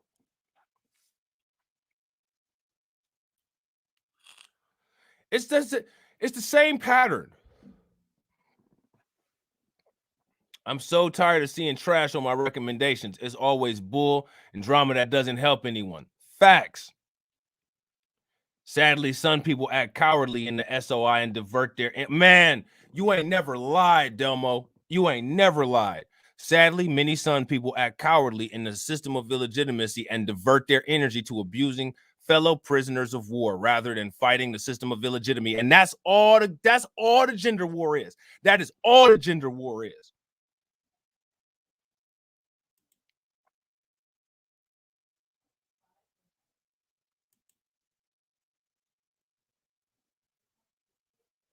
That's all the gender war is. You have no gender. System of illegitimacy doesn't give you the humanity to be able to declare a gender. Facts. You are what they say you are, i.e. black men in dresses and women in men's clothing. We are a joke to them. Facts. Go subscribe to Hip Hop Cartoons and watch Autumn Neely Fuller Jr. Videos. Appreciate it, Queen of Destiny, but y'all know how I get down, man. I ain't tripping about that. We're gonna make YouTube. we're gonna run that check up on YouTube. Put the ads in this shit. Make them motherfuckers pay. You know what I'm saying? Make they asses pay. They the ones got the money. YouTube got the billions. YouTube got the billions, but they facilitate easy ways for those of us who work to be able to put our little pennies into into a broadcast. You know, that it's not, all this shit ain't nothing but a hustle.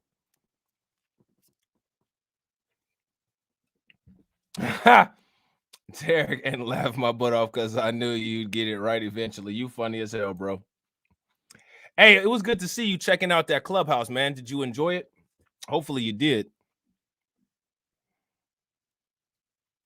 But these are the talking points.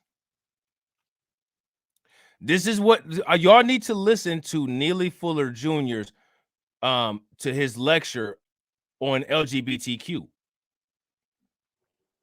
Y'all need to listen to that, because what Bronze the God said right here, if you don't understand this, he will explain that in wonderful terms for you. You know what I'm saying? He'll explain it in wonderful terms. You know exactly what he's talking about. You know what I'm saying? And I'll put all these articles into the description box for you guys. You know what I'm saying? Tark, that's what, and as far as I'm concerned, they all do. All of them do. All behind us. It's the same way the donkeys and the elephants do. Facts. Facts. Absolutely. Somebody prove me wrong. You know what I'm saying? All these motherfuckers, man, they all have a scheme to make money and shit. It ain't shit but a fucking pyramid scam. These motherfuckers is all grifters. And my thing is, if the shit is if it's fun and interesting and you like it, to watch it. Enjoy yourself. You know what I'm saying? But just understand the WWF dynamics when you see the shit. You know what I'm saying? It's all fake as fuck. And would none of these motherfuckers say any of this shit? None of these motherfucking red pill people would go out on a day-to-day basis and say any of the shit that they say online to a person in real life. Would none of them say it? I guarantee you, would none of these black dudes that talk so greasy on the internet, would none of them would not one of them walk up in my neighborhood and talk to one of my coworkers like that? Would not one of them talk shit like that to my coworkers? I guarantee you, would not one of these motherfuckers go and call one of my coworkers baby daddies Pookie or Ray Ray neither. They have some bullet holes all up in them, and no one, you know what I'm saying, where we at, ain't nobody gonna catch who did it. You know what I'm saying? Second of all, I guarantee wouldn't none of these females walk up to any dude in this neighborhood and just, hey, listen, look at this dusty motherfucker driving around in this hoopty. Are you serious? That shit's not happening either. Nobody's doing this shit. Motherfuckers do this shit on YouTube because there's no consequence. There's no immediate consequence. Motherfuckers behave the way they behave on YouTube, the same reason why white supremacy behaves the way that it behaves. I could be a cop and just kill a black dude. Why? Because there's no consequence. I could just talk greasy as hell about black men and black women. Why? Because there's no consequence. When there's no consequences, motherfuckers show their whole ass because they cowards.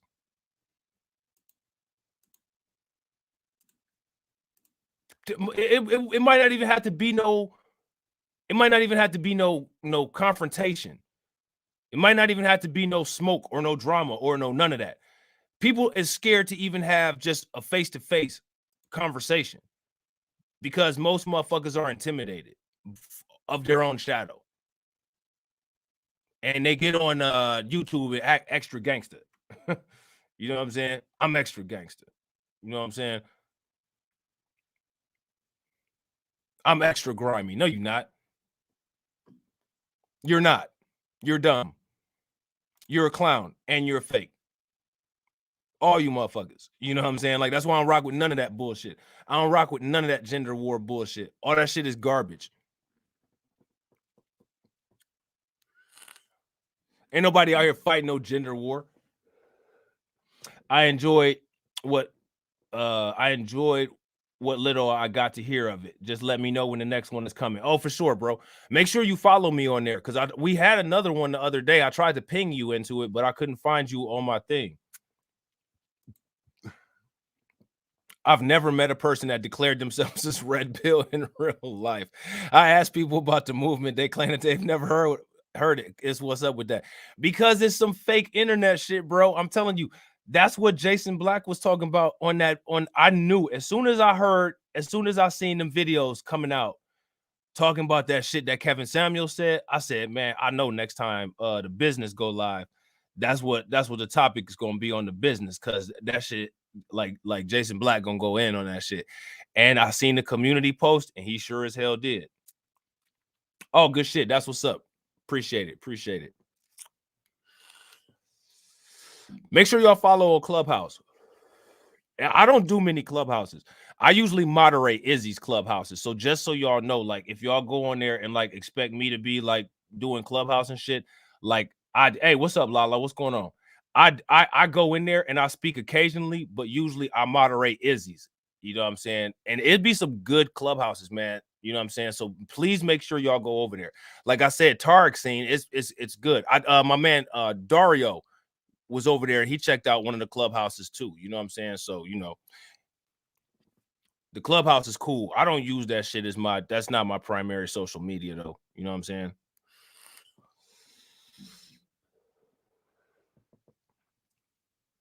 Yeah, facts to the professional comic artists, animators, and graphic designers. Yeah. Shouts out to hip hop cartoons too. Like I love hip hop cartoons, man. I need to go subscribe to that channel for real, for real. So now here it says that she said they held each other accountable to understand what they both wanted from their sex life. Okay, what do you guys feel about, how do you guys feel about this statement here? She said they held each other accountable to understand what they both wanted from their sex life. So do you think that this statement here sanctioned the monogamy and the polygamy? I'm only interested in a black-owned app that's much better and affordable than Clubhouse. I'll tell you what, I'll tell you what, Lala, I use Clubhouse. I use Clubhouse to moderate Izzy's little things when he does the Clubhouse meetings. But on the app that we used to work be on, the app that we was all on back in the day, there was a dude named Marcel, and Marcel had created an app called New Media. You might actually still be able to download it. And back in the day when he first came out with it, you had to buy it, and it was $2.99. I bought the shit. I bought it. Ain't nobody else buy it. I mean, nobody else bought it. There's a couple people that bought it. Maybe one of these days I'll get him. I'll try to see if I can get him onto the onto a stream. I think y'all would like Marcel. He cool people. You know what I'm saying? He cool peoples. But I bought that shit. Like I said, anytime it's I'm not gonna sit here in front and act like, you know what I'm saying, like, you know, y'all know I always keep it real.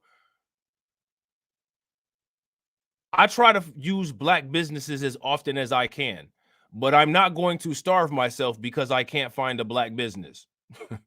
If I need to buy some shit, I'm going to buy it from whoever has it. But if I can find a black business, I will always use a black business. And people from my community, people that I've done business with, they know this. You know what I'm saying? Yeah, don't get caught up in the grift. Asians and Latino, everybody else benefits from the gender war grift except black people. It's tearing our communities apart. It's tearing our relationships apart. And everybody else is enjoying the entertainment. It's the same as everything. Look at hip hop, rap, tearing the community apart, tearing the kids up, tearing the mentality up, tearing people's brains up, whether it's with bullets or degeneracy. And guess what? Guess who benefiting? It ain't us. Record companies winning. Everybody winning except for us. I don't know why DJ Khaled. Oh, yeah, well, DJ, that makes sense. DJ Khaled came out with that song. All I do is win, win, win. Because his ass is win, win, win. And everybody else lose, lose, losing.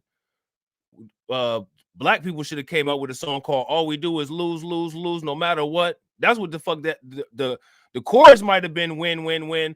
But them black people who was rapping on that song should have been keeping it real, talking about how all we do is lose, lose, lose. That's what they should have did. You know what I'm saying? Motherfuckers be talking about studio gangsters now. If that wasn't some damn studio gangster shit, I don't know what was. You know what I'm saying? I don't know what was.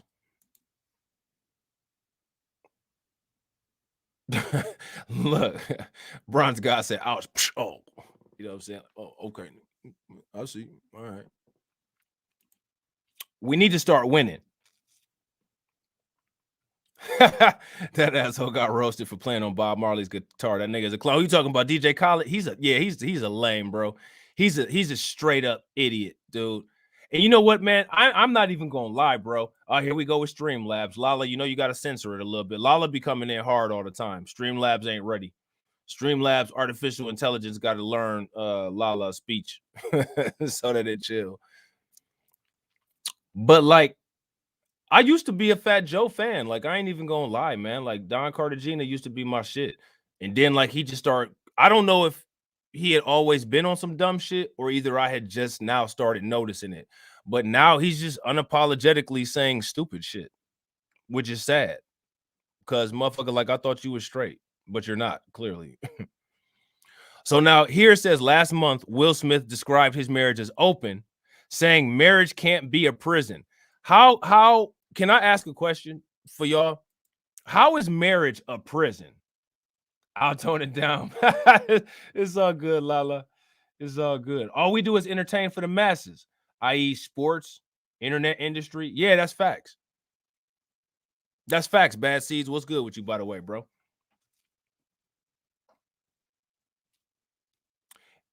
If we entertain, and that's what we gonna do.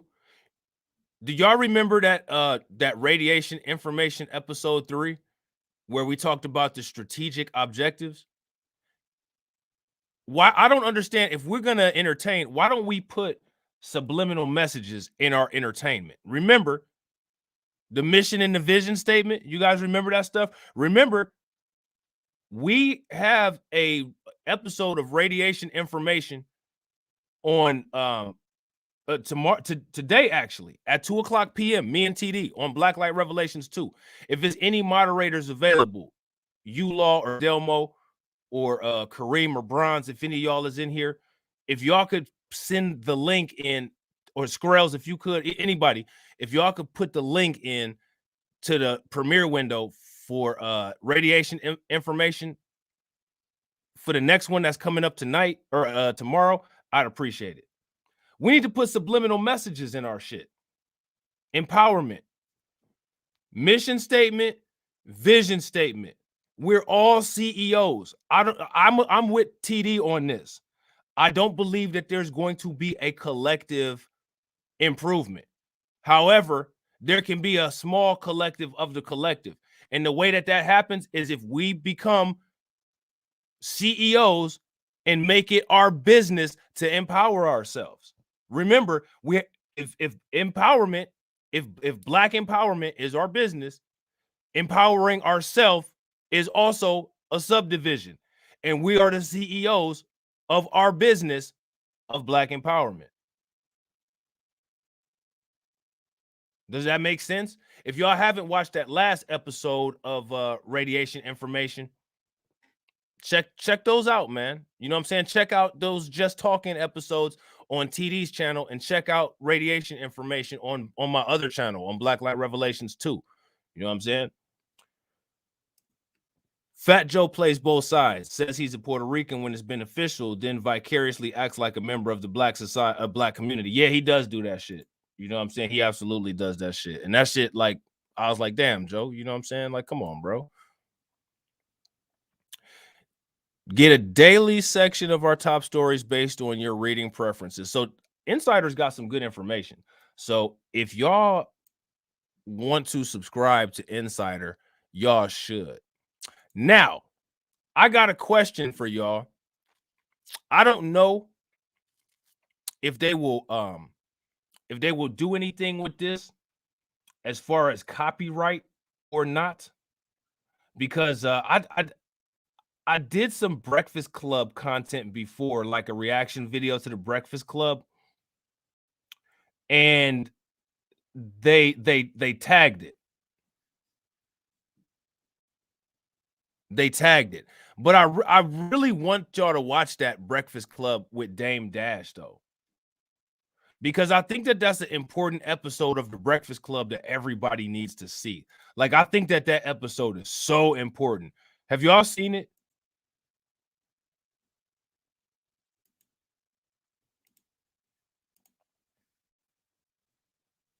If y'all have seen that episode,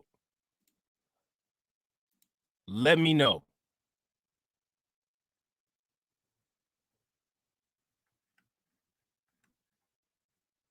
Because I'm curious.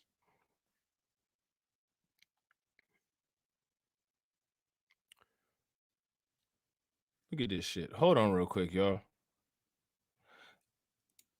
The gaslighting syndrome free chapter. The gaslighting syndrome. Hold on real quick. The gaslighting syndrome. Path to understand. Wait a minute. Hold on real quick, y'all. I might have accidentally found some jewels real quick. Hold on real quick. Let me just hold on real quick.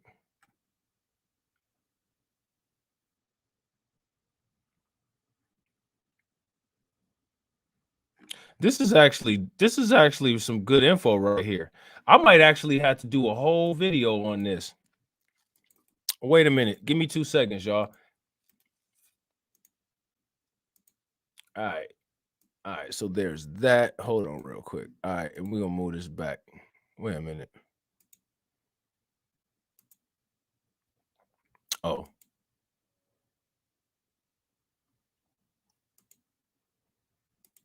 Okay. Hold on. I think we got it.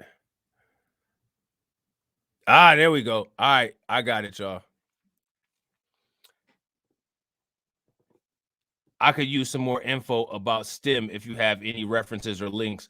Yo, I got you, bro. And you know what you need to do?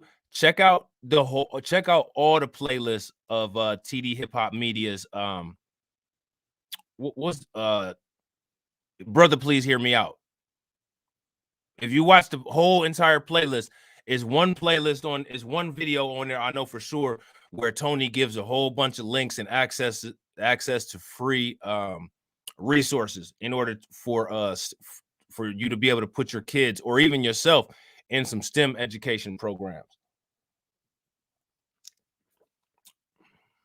Yeah, I forget. Blavity is the name of one of those companies, Squirrels. Blavity. Have y'all heard of a company called Blavity? Y'all should look those up. All right, so check this out. The place of Stockholm Syndrome and narcissistic victim syndrome. What is Stockholm Syndrome? Who's familiar with what Stockholm Syndrome is? Stockholm Syndrome is a psychological term used to describe the paradoxical phenomenon of the relationship that develops between a captor and his hostage.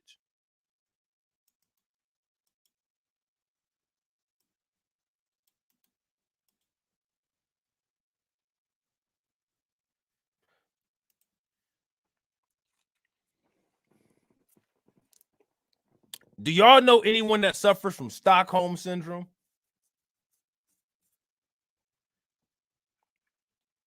Does any of this sound familiar?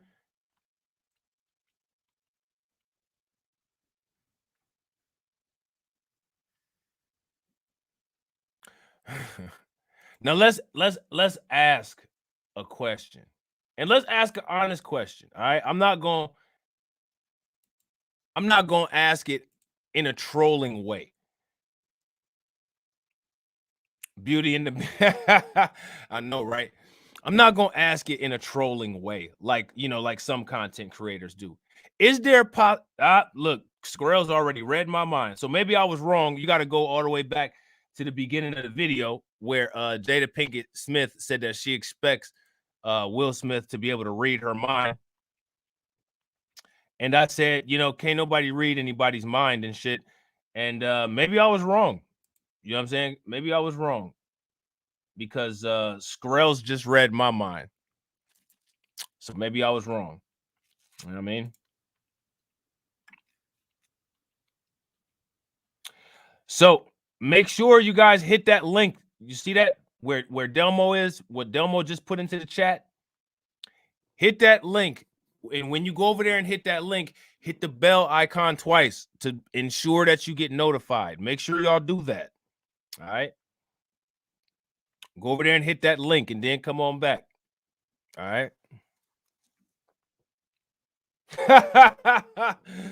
Bronze God, you ain't never lied. You ain't never lied. I can think about 40 million people written in. Is that RN? Do that mean written in? That's some foundational black shit like grits. Written in. Especially if you got some family from down south. I had an aunt that used to say that shit. Boy, you better get your ass over here written in. I just subscribed to him a few days ago. That's what's up. Yeah. Who is that you just subscribed to a few days ago? TD? Written in. Yeah, written in. That's what I'm talking about. Writ motherfucking in. Oh shit, I didn't mean to do that. did that shit have to pop up right now? Oh shit. That's funny as fuck. Y'all got me on some motherfucking tangents. Look at this though. I want y'all to ponder on this definition right here because I think that's what happens a lot of times. You know how motherfuckers eat their food too fast and end up getting indigestion? I think sometimes we have information indigestion. We don't digest that shit. It just goes right through us. You know what I'm saying? it just goes right through us like we took it down with a shot of Miralax. You know what I'm saying? Need to read this shit and let it marinate for a second. Apparently, Bella from Beauty and the Beast does. Stockholm syndrome. Look at her. She loves that motherfucking angry ass motherfucker. She loves the fuck out of him. You lying face motherfucker. I love you so much. You know what I'm saying? He just looking at the camera. Make sure you get my good side.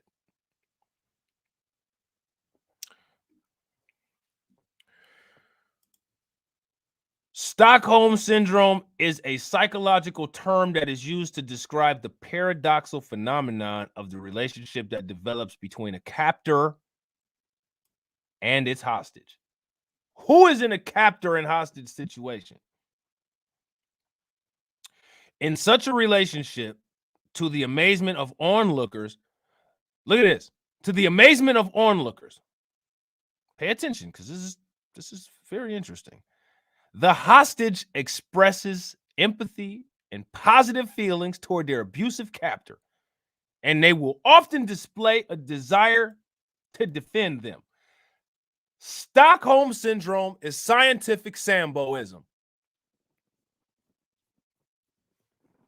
You ever need the scientific definition of a Sambo? Stockholm syndrome.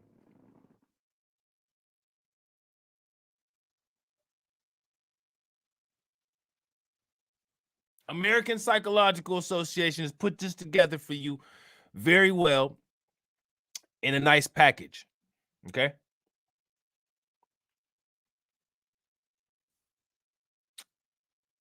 Now, you know what question that I always ask? What do y'all think about that? What do y'all think about that? How do you feel about that? That is Stockholm syndrome. Okay. That is Stockholm syndrome.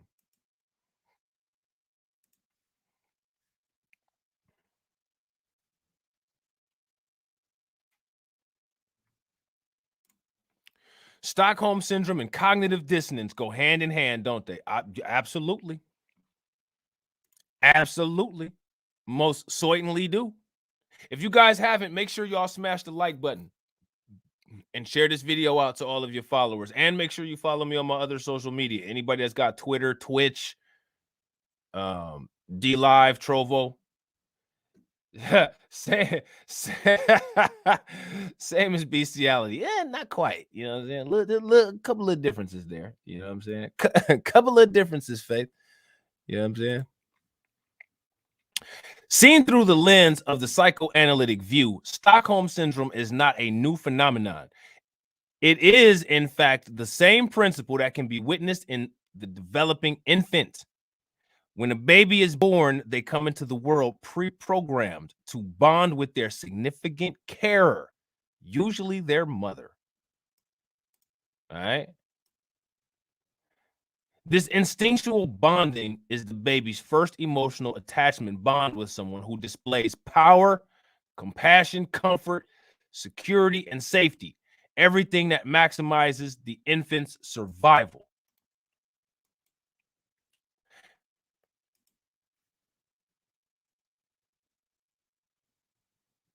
Just weird to I agree with that. It is weird to mess around with animals.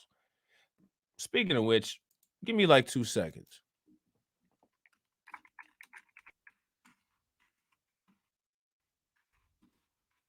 Side note.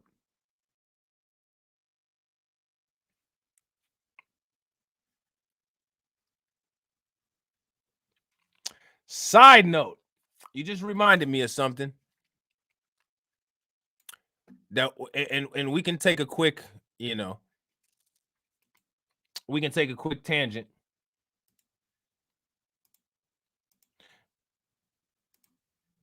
All right.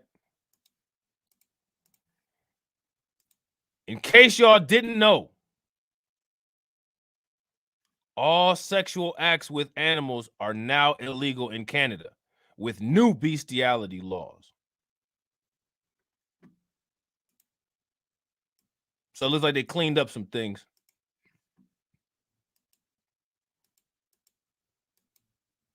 We'll make that really big.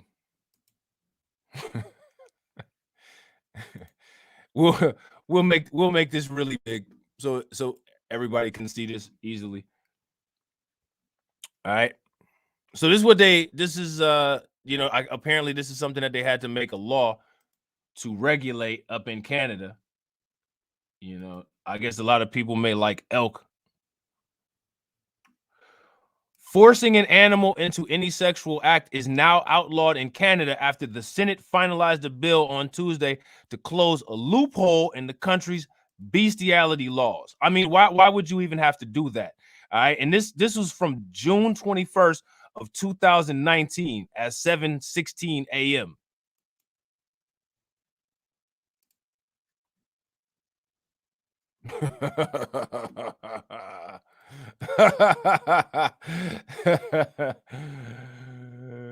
Right. Wait, so they were already? They just tightened up them laws. You know what I'm saying?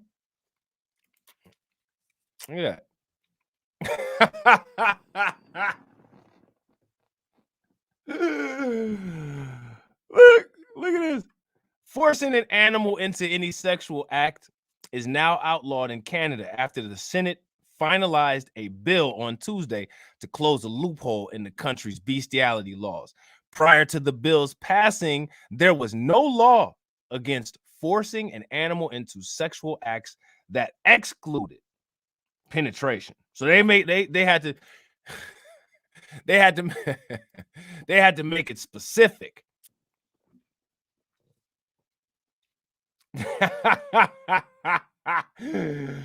Right. That's Canada. You know what I'm saying? Welcome to Canada. Bestiality, eh? The clear gap in the laws was highlighted in a 2016 Supreme Court of Canada decision. A British Columbia man was sentenced to 16 years in prison in 2013 for sexually assaulting his two stepdaughters. Identified only as DLW to protect the children's identity, the man's sentence included 2 years for bestiality when he engaged in certain acts with dogs.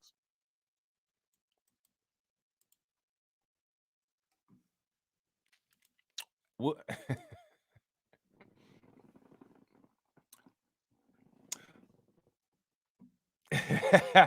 Yeah, I seen that. I actually did a video about that. I was one of the first people that did a video about that black veterinarian. He's a high value trifling man, but he's definitely not the face of bestiality. Dude, it was just farm trafficking out there, huh? Just just imagine an animal living your life, and here comes this human trying to get them cakes. Listen, Bronze, man, I swear, anytime I see some stupid shit anymore, all I ever see is that cartoon Neely Fuller Jr. Like that shit is embedded in my brain now. So like I'm reading this article and all I see is that cartoon Neely Fuller, like, I like bear.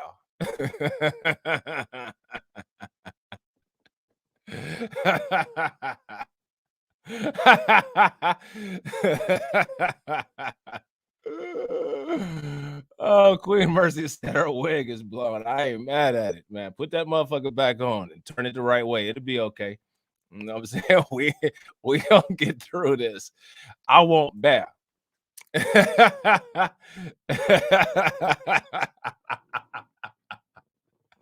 I want me some bear. Oh man, Neely Fuller Jr. is a national treasure. They need to spread his works to Canada, man. They need that brother up there. You know what I'm saying? So look, check this out. This man appealed the bestiality conviction to the BC Court of Appeals after the trial judge accepted the prosecutor's position that look at this, that penetration is not required. So this is the system of illegitimacy at its finest. Delmo, we have to establish a maple leaf branch of Blacklight Revelations, because as you can see up in Canada, up in Leafland, they got their own system of illegitimacy popping off out there. No, we have to ask animals to blink now. Yeah.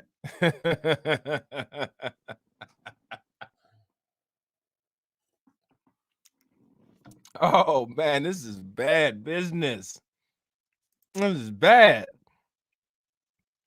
But that conviction was overturned by the appeals court and the Supreme Court of Canada that accepted the decision following an appeal by the Crown. Look at this.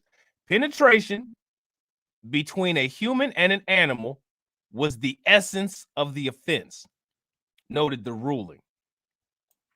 Changes to the Criminal Code of Canada in 1988 dealing with bestiality continued to define the act as penetration. The Parliament must have assumed that the term bestiality encompassed sexual activity of any kind, but it didn't, noted the High Court. Based on case law, it was clear that to secure a conviction, the prosecutor had to prove that penetration of an animal, or in the case of women, penetration by an animal, had occurred. I mean, that's graphic and visceral. You know what I mean? Why is this? Why does this, you know? This is the same thing that they were saying in that Are You Gay interview.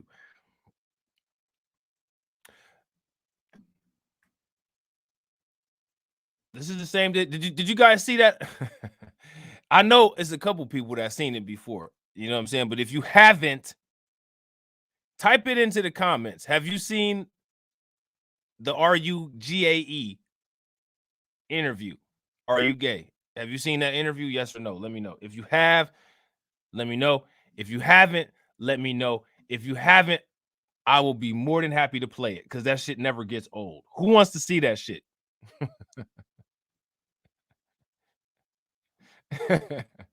Who wants to see that interview?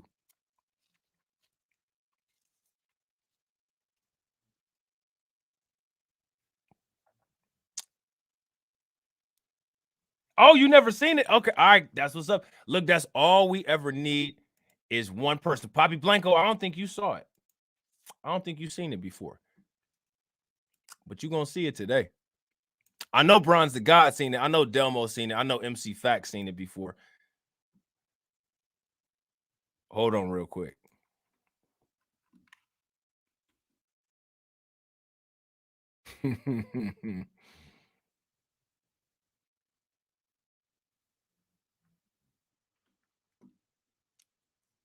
Let's see. Hold on real quick.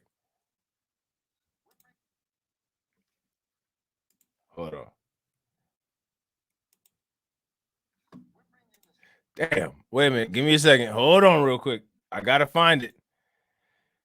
Ah, damn. Hold on now. Hold on. We'll find that shit. We'll find it. Hold on here.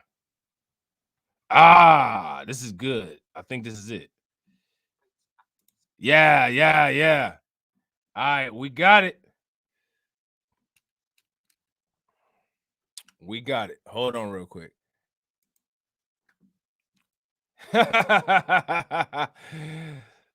So we have a unanimous request to play it. All right, and this is a video.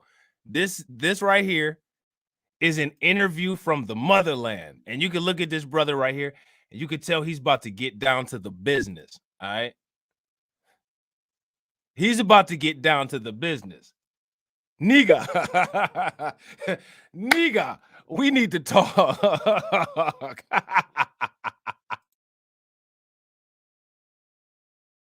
We bring in the studio this morning one of the gay rights activists, Mr. Should I call you Mr.? Pepe Julian Onzima. Thank you for coming in. Thank you for Good morning. Morning to you. Why are you gay? Who says I'm gay? You are gay. You are a transgender. What shows that I'm gay? You are a transgender, Yes, and you're a yeah. gay rights activist and an outspoken lesbian, homosexual. How can I describe you? Now we're looking at the raging debate. You're a gay rights activist. Why should someone be gay? You're having a girlfriend. Yes. Do you perform the natural obligations? I'm not. Nigga. Wait 1 minute. Wait 1 minute. You are a woman, but you say you are a man. Nigga, are you gay?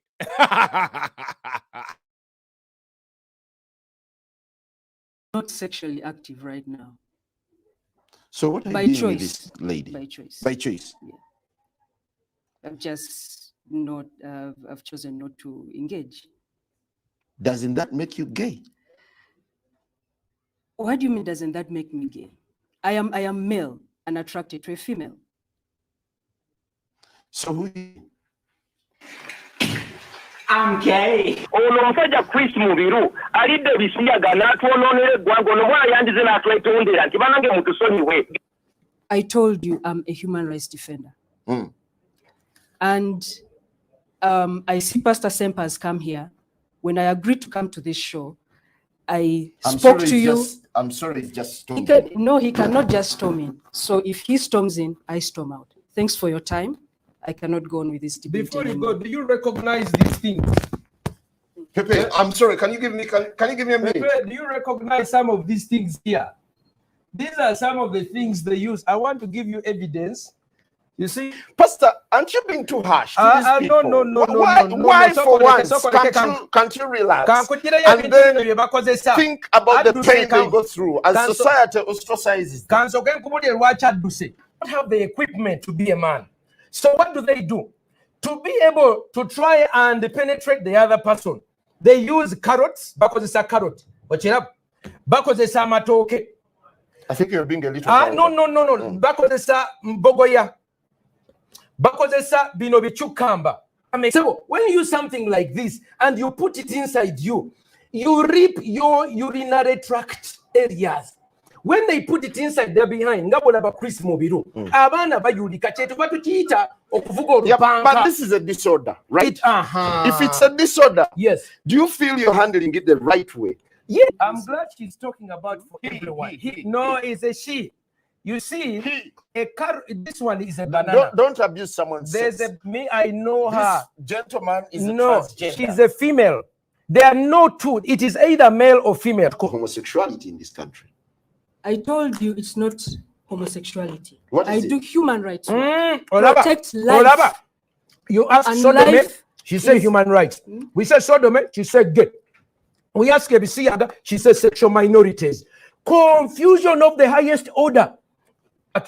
That these people can't go on for as long as they do not recruit or promote.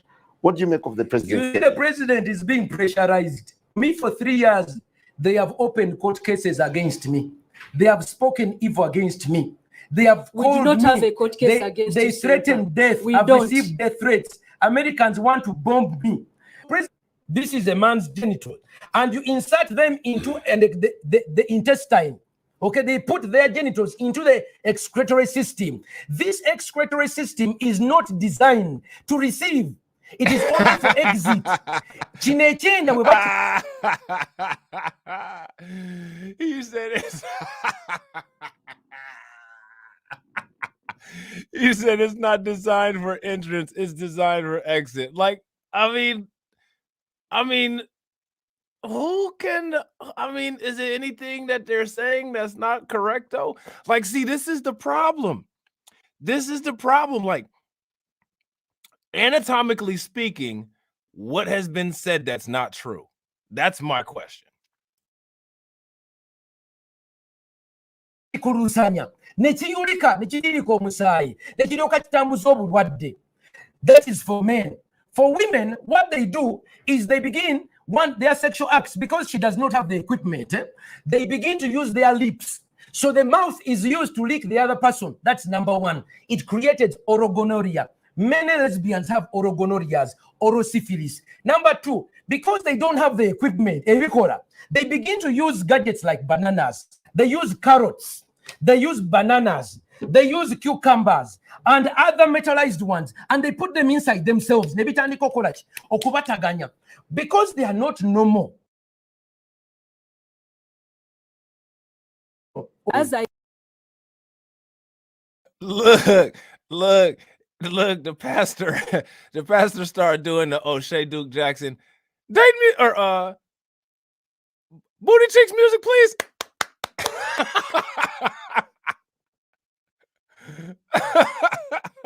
I am here. My family supports me. We Supports me. So I am here. Are they supporting a I disorder? have a name. What is the tribe? I refuse to tell you. I Okay, refuse to tell you. Pastor, this anti-gay activism. No, me, I'm not an anti-gay. Me, I'm anti-sodomy. Nagano kulimbibwa. Gay is being happy. Me, I'm gay. I'm happy. But this is the confusion. They say to be a sodomite is to be happy. No, me, I'm anti-sodomy. And I'm anti-sexual violence. Which is talking about. There, when it comes to violence, we're on the same page. Why don't you fight for heteros as well? What do you mean? Heterosexuals. What do you mean? Fight for heterosexuals. What do you mean fighting for their rights? Yeah, for their rights. They are so. I am a human rights defender. I'm not limited. Sodomy I am not defender. limited. You I are am not limited for LGBTI. I am an Lesbians, activist. gays, Bisexual, transgender, and intersexuals. Let me tell you something. Where's the H?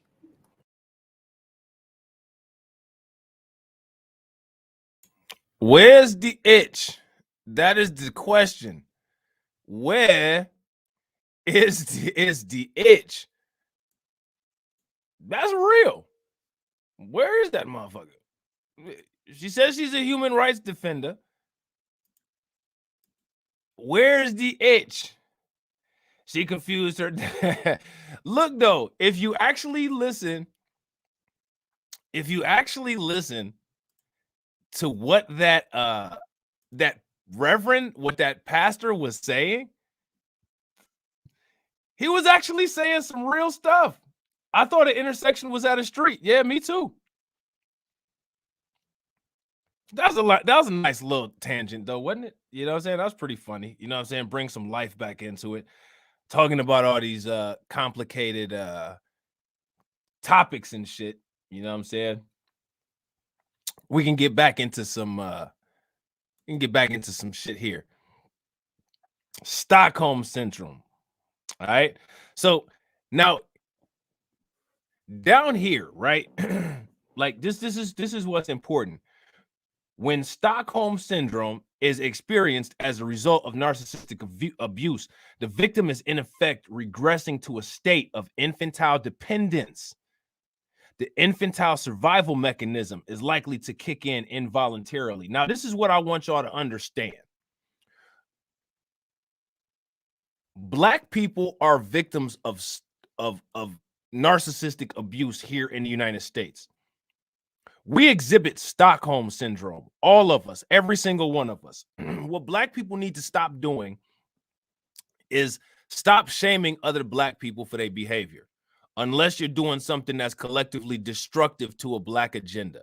And don't make all kinds of complicated ass, requirements for that. We know what the hell a Black agenda is. We come up with a mission statement, we come up with a vision statement, and we go based on that. It doesn't need to be complicated. Make the shit simple, right? So we need to not like shame each other. We need to not go in on each other, because if you're Black and you're in the United States, then what you need to understand and know without approval from anyone else is that you're currently most likely having Stockholm syndrome. Okay? Because we are the victims of narcissistic abuse. Because every form of abuse that we've endured in this country is narcissism. Okay? It's narcissism. All of it. Hey, what's up, Gary? What's going on with you, bro? So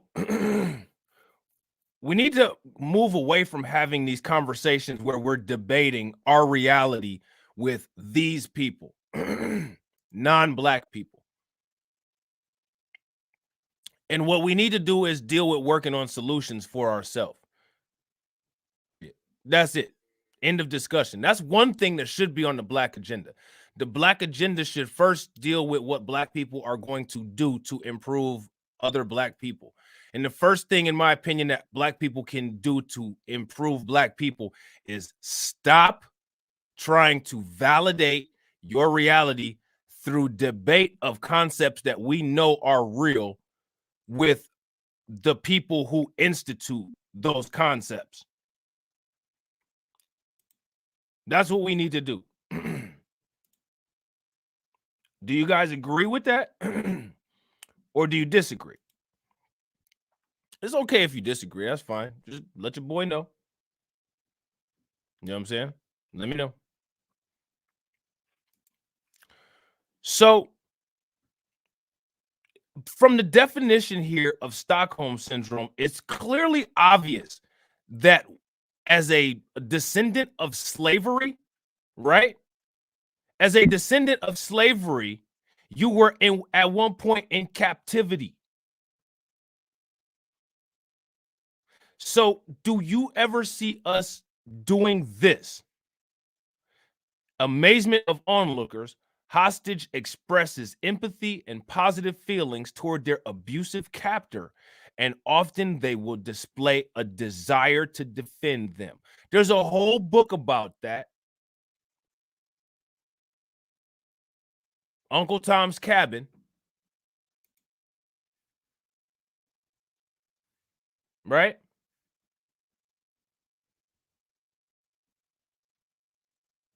So to me, it would make sense if one of the things that we started doing is discussing politics, discussing science, discussing anything that has to do with an agenda in scientific and psychological terms. We have to identify activities that we might be doing that contribute to Stockholm syndrome, because we may not know that we're doing these things. If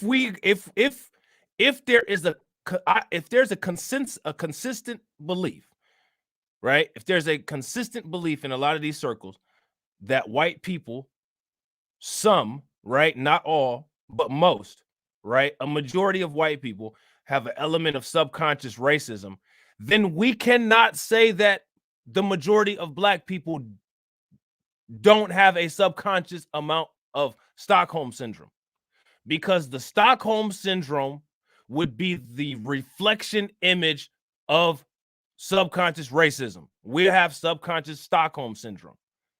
And the reason we would have that subconscious Stockholm syndrome is because there's nothing that exists in white society that cannot exist in the opposite and deranged form and with us. What's good, Jay Bird? What's going on?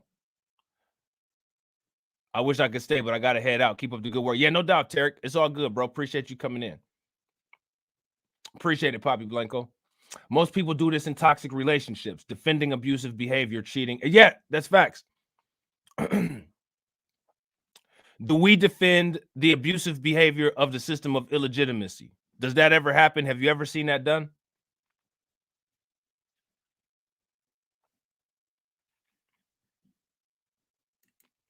Have you ever witnessed the system of illegitimacy being defended by its prisoners? Has that happened?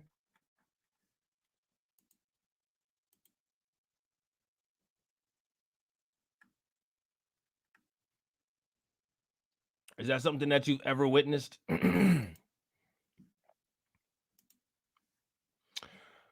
All day, every day.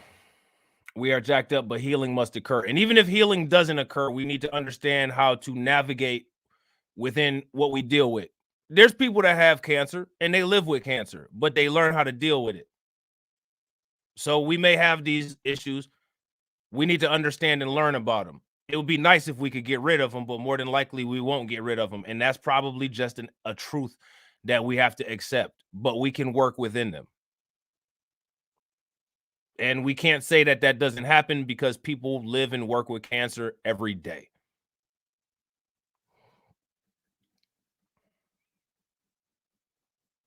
The school to prison system substantiated this. Yeah, that's facts, squirrels. To counteract Stockholm syndrome, we have to rewire our subconscious mind.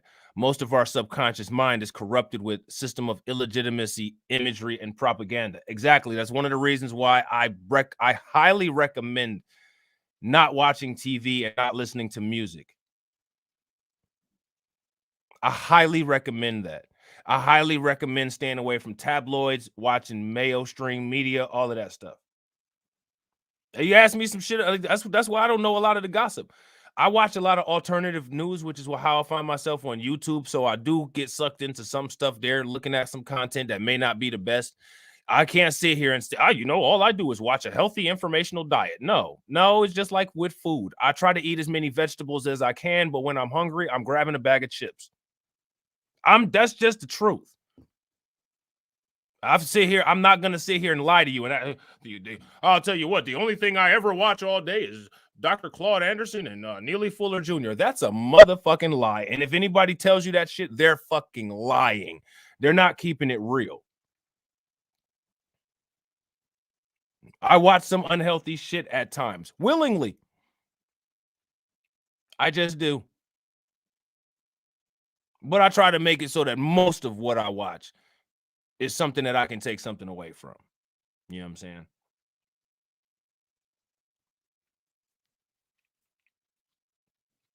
I'd like to eat broccoli and asparagus and collard greens and shit like that, but I'm not gonna walk past a corn dog if it's there. I'm not gonna do that. Okay. I'm sorry. I'm not perfect. If it's that angering, dislike the video, you know what I'm saying, and unsubscribe. I won't be mad. I understand. People strive for perfection. I'm not perfect. You know?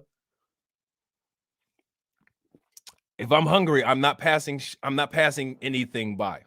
I'm getting what I can get. I sit here and tell you about eating healthy all damn day. But if I don't have any money, please believe I'm eating 3 bowls of instant lunch. It's not what I want to do. It's what I have to do. You know what I'm saying? Yeah. Overdriving the mind is dangerous. You know what I'm saying? It's facts. We got to try to use as much moderation as we can. You know what I mean? Now, I won't be mad at you. Know what I'm saying? Bron's the guy. Rob, listen, I got to tell you something, bro. What's up, bro? I had a couple Snickers bars today. It's okay, brother. It's okay. We're going to be all right.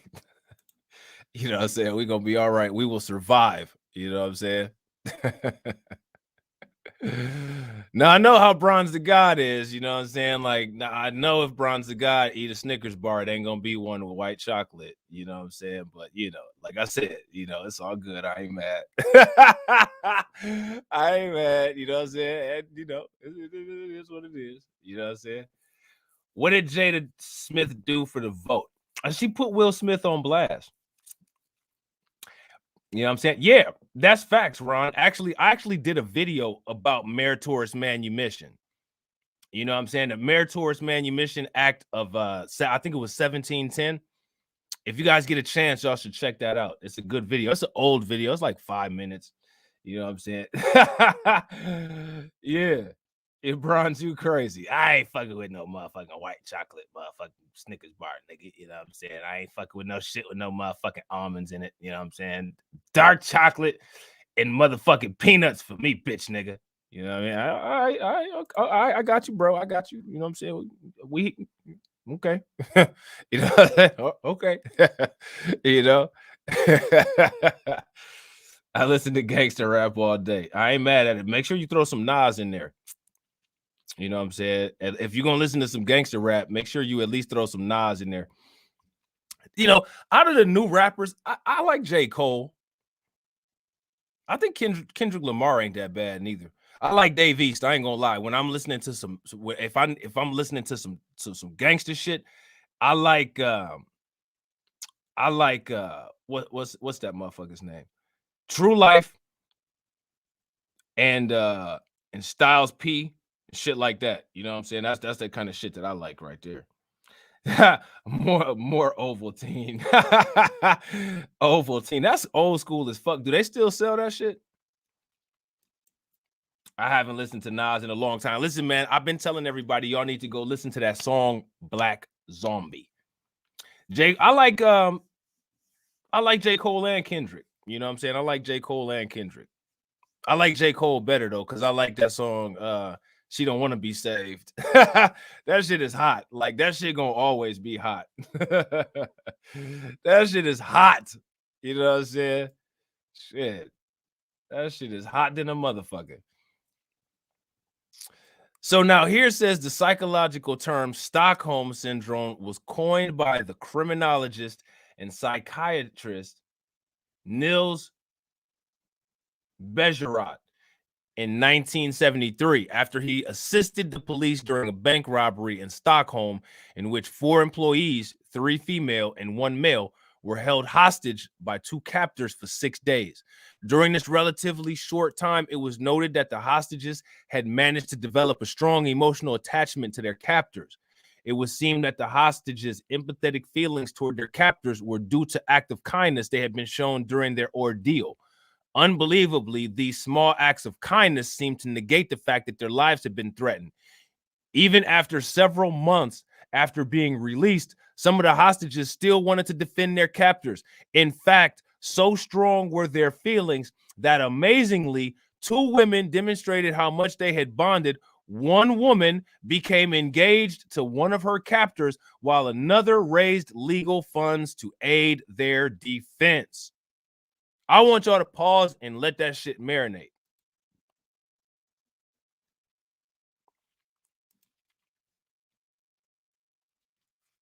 Thoughts?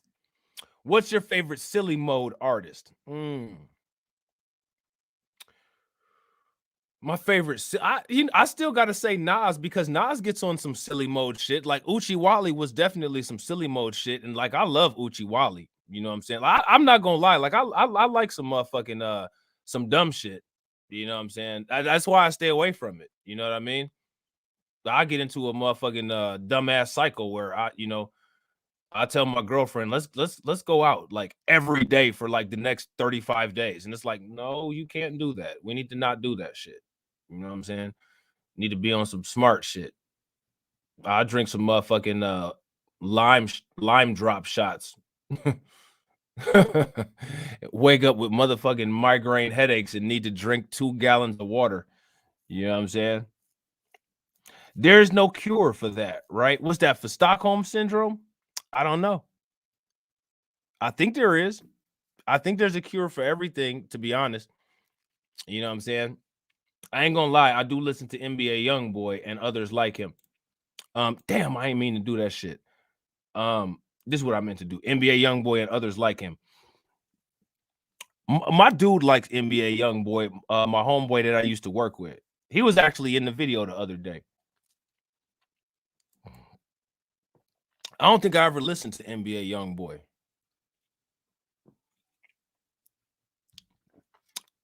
My question: do we exhibit Stockholm syndrome collectively? What do you guys think? Do we collectively exhibit Stockholm syndrome?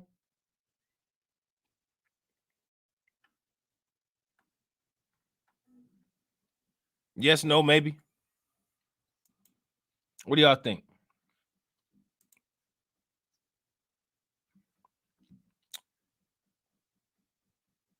I think it could possibly be a strong yes. You know what I'm saying?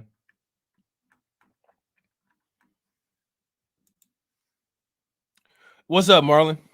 What's going on, bro? Yes, the Sun people exhibit Stockholm. So now that we know that we exhibit Stockholm, do you think that we all know that we exhibit Stockholm syndrome? Or do you think that some of us don't know that we exhibit it? Or do you think that even those of us who are as aware as we think we are, do we do things where we don't realize that we're exhibiting Stockholm? So then the first thing that we got to do is we got to talk about things in terms of Stockholm syndrome. We can't start going in on each other all the time. Not all the time. And I agree. The voting pattern, the voting behavioral pattern, Marlon, is that's facts. That is so I think what we should do at some point is we should do a stream where we talk about Stockholm syndrome and we list all of the things that we do to exhibit Stockholm syndrome.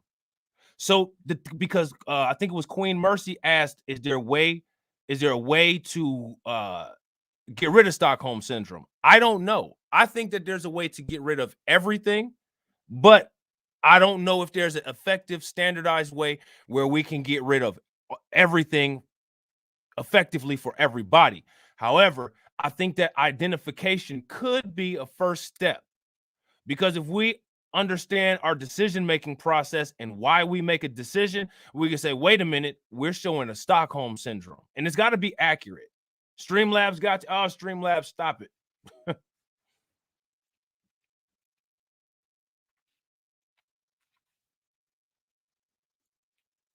What do you guys think about that?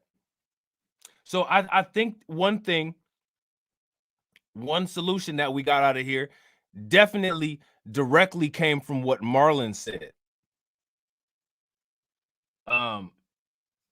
Yeah, it was that's the wrong comment that I highlighted. Good to see you too, bro. It was this comment here. Look at how we vote. So next time we're in TD Hip Hop Media's videos, right? And TD Hip Hop Media is talking about some Democrats and some fuckery that some Democrats have done. We know that the Democrats did the benign neglect, right? Okay. Can we assess the way that the Democrats operate by applying Stockholm syndrome and comparing the Democrat relationship with Black people over the last 60 years?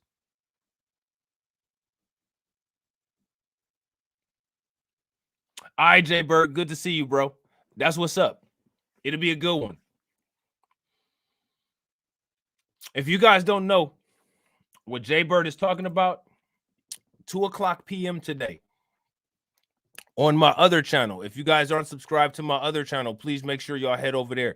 Black Light Revelations 2 at 2:00 p.m. Eastern time on that channel. Me and Tony will be continuing our discussion from today. And if you guys haven't checked out the most recent check out Please Hear Me, Please Brother Hear Me Out too. But check out Just Talking. We just did one today and it was really good. So make sure y'all go over there and check that out. Smash the like, share it. You know, y'all know what to do.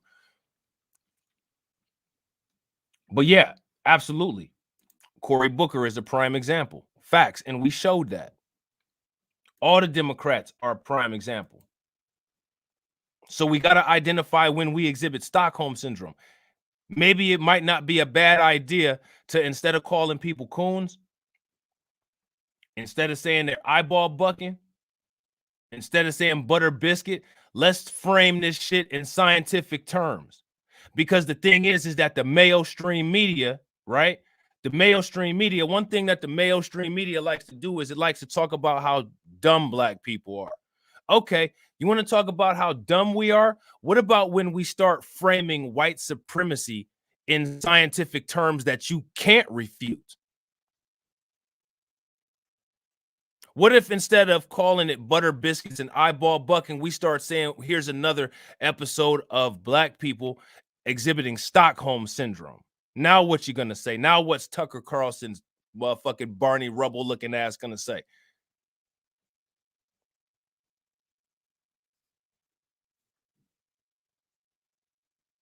So we need to start framing this shit using empirical evidence, and we need to start framing it using empirical evidence based off of the acceptable systems that they create and log it for our information and for our use. They know how to play the emotion of us as a collective. Just wait, 2022 going to be off the chain. All these police shooting stories that's happening now and being covered up going to come out and everything. That's a fact. And that's one of the reasons why, Bronze, it's important to keep track of that shit, and we need to cover that shit as it comes so that it's not all just a big giant surprise when they roll it out then to try to get that emotional wave. Because that's what they're going to try to do. They're saving it all up. And then they're going to release it all, and everybody's going to say, this is the priority. This is what we need to do. No, what's been going on is the priority is that we need to stop fucking with y'all. That's the priority. Fuller says, avoid criticizing blacks and ask questions about the logic produced inappropriate behavior. Facts. That's facts, Ron. And that's what I do. If you guys watch my videos, or if you watch me when I'm on streams with other people, yeah, I joke and I laugh, you know what I'm saying? Because we have some fun, but I don't go too in on people. I don't go in on people in the way where it would be necessary for somebody to come and do some kind of crazy ass response on me, because I'm not doing that. My question is, okay, so let's see some evidence. How does this logically make sense? Let's compare it to these three logical cascades and see if it makes sense. That's what I say. Show me some evidence. Politics will never work for black people. Okay, you're going to make that assertion. That's fine. Show evidence. Show evidence that black people have ever done politics correctly, first of all. And second of all, show where when we have done politics correctly, it hasn't worked. Show that. I don't think either of those can be shown, because you can't have one without the other. And I don't think, honestly, in the history of black people being in this country, that we've ever done politics correctly. That's just my belief, though.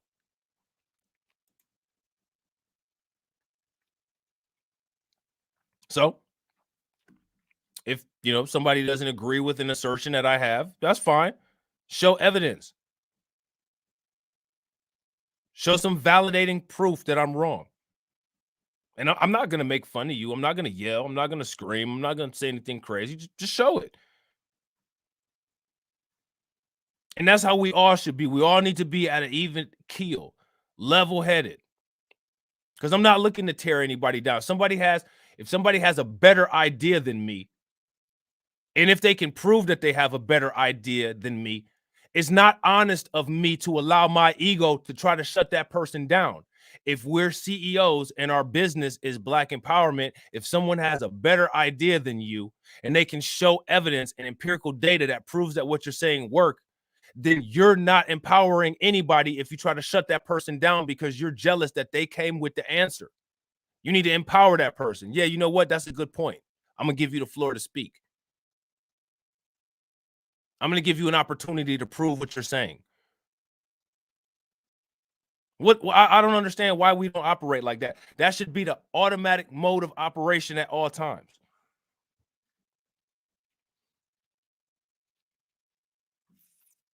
Exactly. So with that being said, Marlon, you've identified a problem. And anytime you identified a problem, you already identified a solution. That's the beauty. The world is not that difficult of a place. If you identify a problem, you've already identified the solution. There is no difference between a problem and a solution. We've been taught that there's a difference between a problem and a solution to make shit more difficult. We don't know how to vote.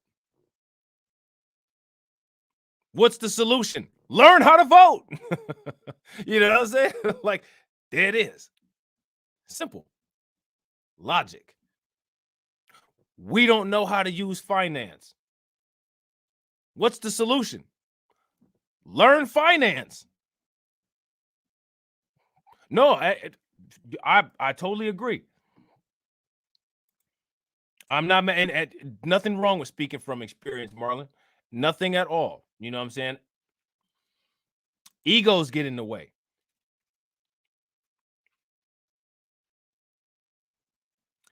Umar and Tariq beefing again. And for what?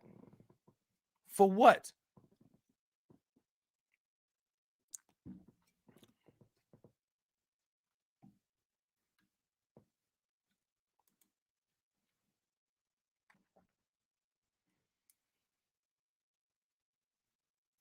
It just that shit is mind-boggling to me. No, I'm not gonna lie. I'm not gonna lie. You know what I'm saying? The little degenerate side of me, because I got degenerate sides. I'm not perfect.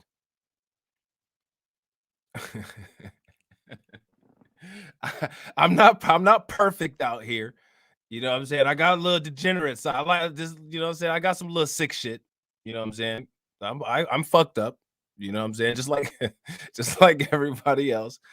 I like when Tariq be beefing with people. And I don't like it because it's non-productive. I don't like it for the fact that it's non-productive. But I like it because Tariq funny as hell. And in my opinion, he's funnier than most comedians. You know what I'm saying? So when he starts roasting people, that shit is funny. I'm not gonna lie. I still watch the Tariq and Umar beef from a couple years ago. I still watch the I think one of the funniest things that he ever said was when he was talking about Tommy Sotomayor, and he said he has a paranormal hairline. You know what I'm saying? Because he said this he said the spirits pulled his hair back. Yeah, he really should quit his day job, man. I think that dude is fucking hilarious to me, man. Like, he's too funny. He's so funny that it takes away from his message, in my opinion. And that's not a bad thing, because like he be having a good message, you know what I'm saying? Like he's trying to empower people, you know what I'm saying, and trying to, do some positive things, but he's too funny. Like, motherfucker, like you're too funny. Like, that shit is distracting. You know what I'm saying? Like, shit. That dude be cracking me the fuck up, man. You know what I'm saying? That shit when he was beefing with Tommy Sotomayor, man. Good Lord have mercy. That shit had me dying laughing. When he pulled out the picture with him and Morris Chestnut, like, that shit was too damn much. Nobody is perfect. I could be quite an instigator myself. I ain't mad at it, Bronze. I ain't mad. I'm not. Listen, like I said, I got a little degenerate in me now. You know what I'm saying? I got a little degenerate of me. Yeah, he laughs at himself. He's funny, man. That dude is funny as fuck. Man, when he was beefing with Umar the first motherfucking time, good God, that shit. I have never laughed at some shit that I get lightheaded at every single time that I laugh at it. You know what I'm saying? Like, every time I watch that shit, I get lightheaded. But anytime I watch that Tariq and Umar beef from the first time, man, I get lightheaded looking. I get lightheaded watching that shit. That shit is funny.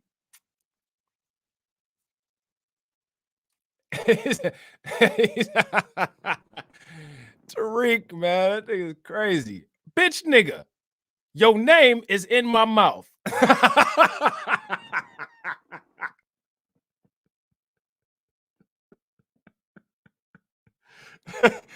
Oh my God. Bitch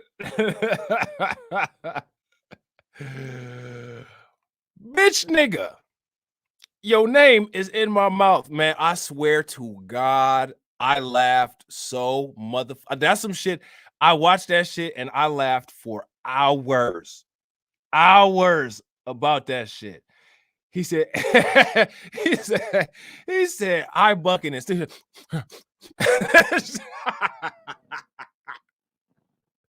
I'm like, dude, wait a minute, nigga. Like, I watch Umar, man. Like, you know what I'm saying? Like, what the fuck is you talking about, Tariq? I ain't never seen Umar have no motherfucking tonic-clonic seizure while he's talking, bro. Like, come on, man. And like, the Umar, you know what I'm saying? Like, he's super duper pro-black. You know what I'm saying? Like, he don't be doing that dumbass shit. Like, stop it. You know what I'm saying? Like, I don't agree with everything Umar say, but he don't do that though. I ain't never seen the sniffing and eye bucking and all that shit. I ain't never seen him do that shit. But damn, that shit was motherfucking funny. And now every time I watch Umar, I do see him do that sniffing shit because of Tariq's motherfucking ass, man. He said, "Bitch, nigga, your name is in my mouth. Talk about you gonna get that match, nigga. I'm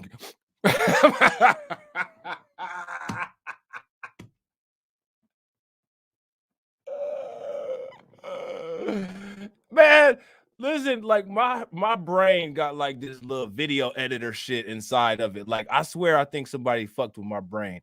I got like this video editor shit inside. So like my shit be putting together clips. You know what I'm saying? And the only like I'll be thinking about that shit, laughing. Like I just be like, damn, I gotta go watch this motherfucking Tariq and Umar beef again, right? So like I'll be thinking, I'll be at work doing some shit on autopilot, and I'll just be listening to this shit in my head, like, bitch, nigga, your name is in my your name is in my mouth. I'm gonna get to mother imaginary thugs, and all I see is Umar like, I beg your pardon, man. That's I be motherfucking dying laughing, man.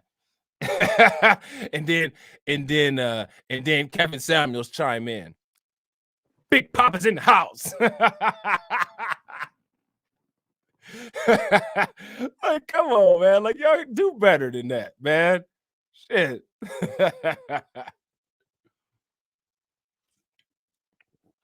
I gotta do better than that. Come on, man. Yeah, you can't unsee it, bro. You can't unsee that shit. But I swear the most underrated one though was when he said Tommy Sotomayor had that Paranormal Activity hairline. Man, that shit was so fucking funny. Cause I ain't even thinking Tommy Sotomayor.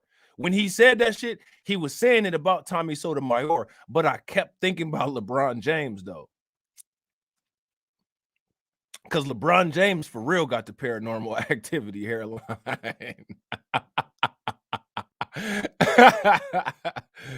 I kept thinking about LeBron.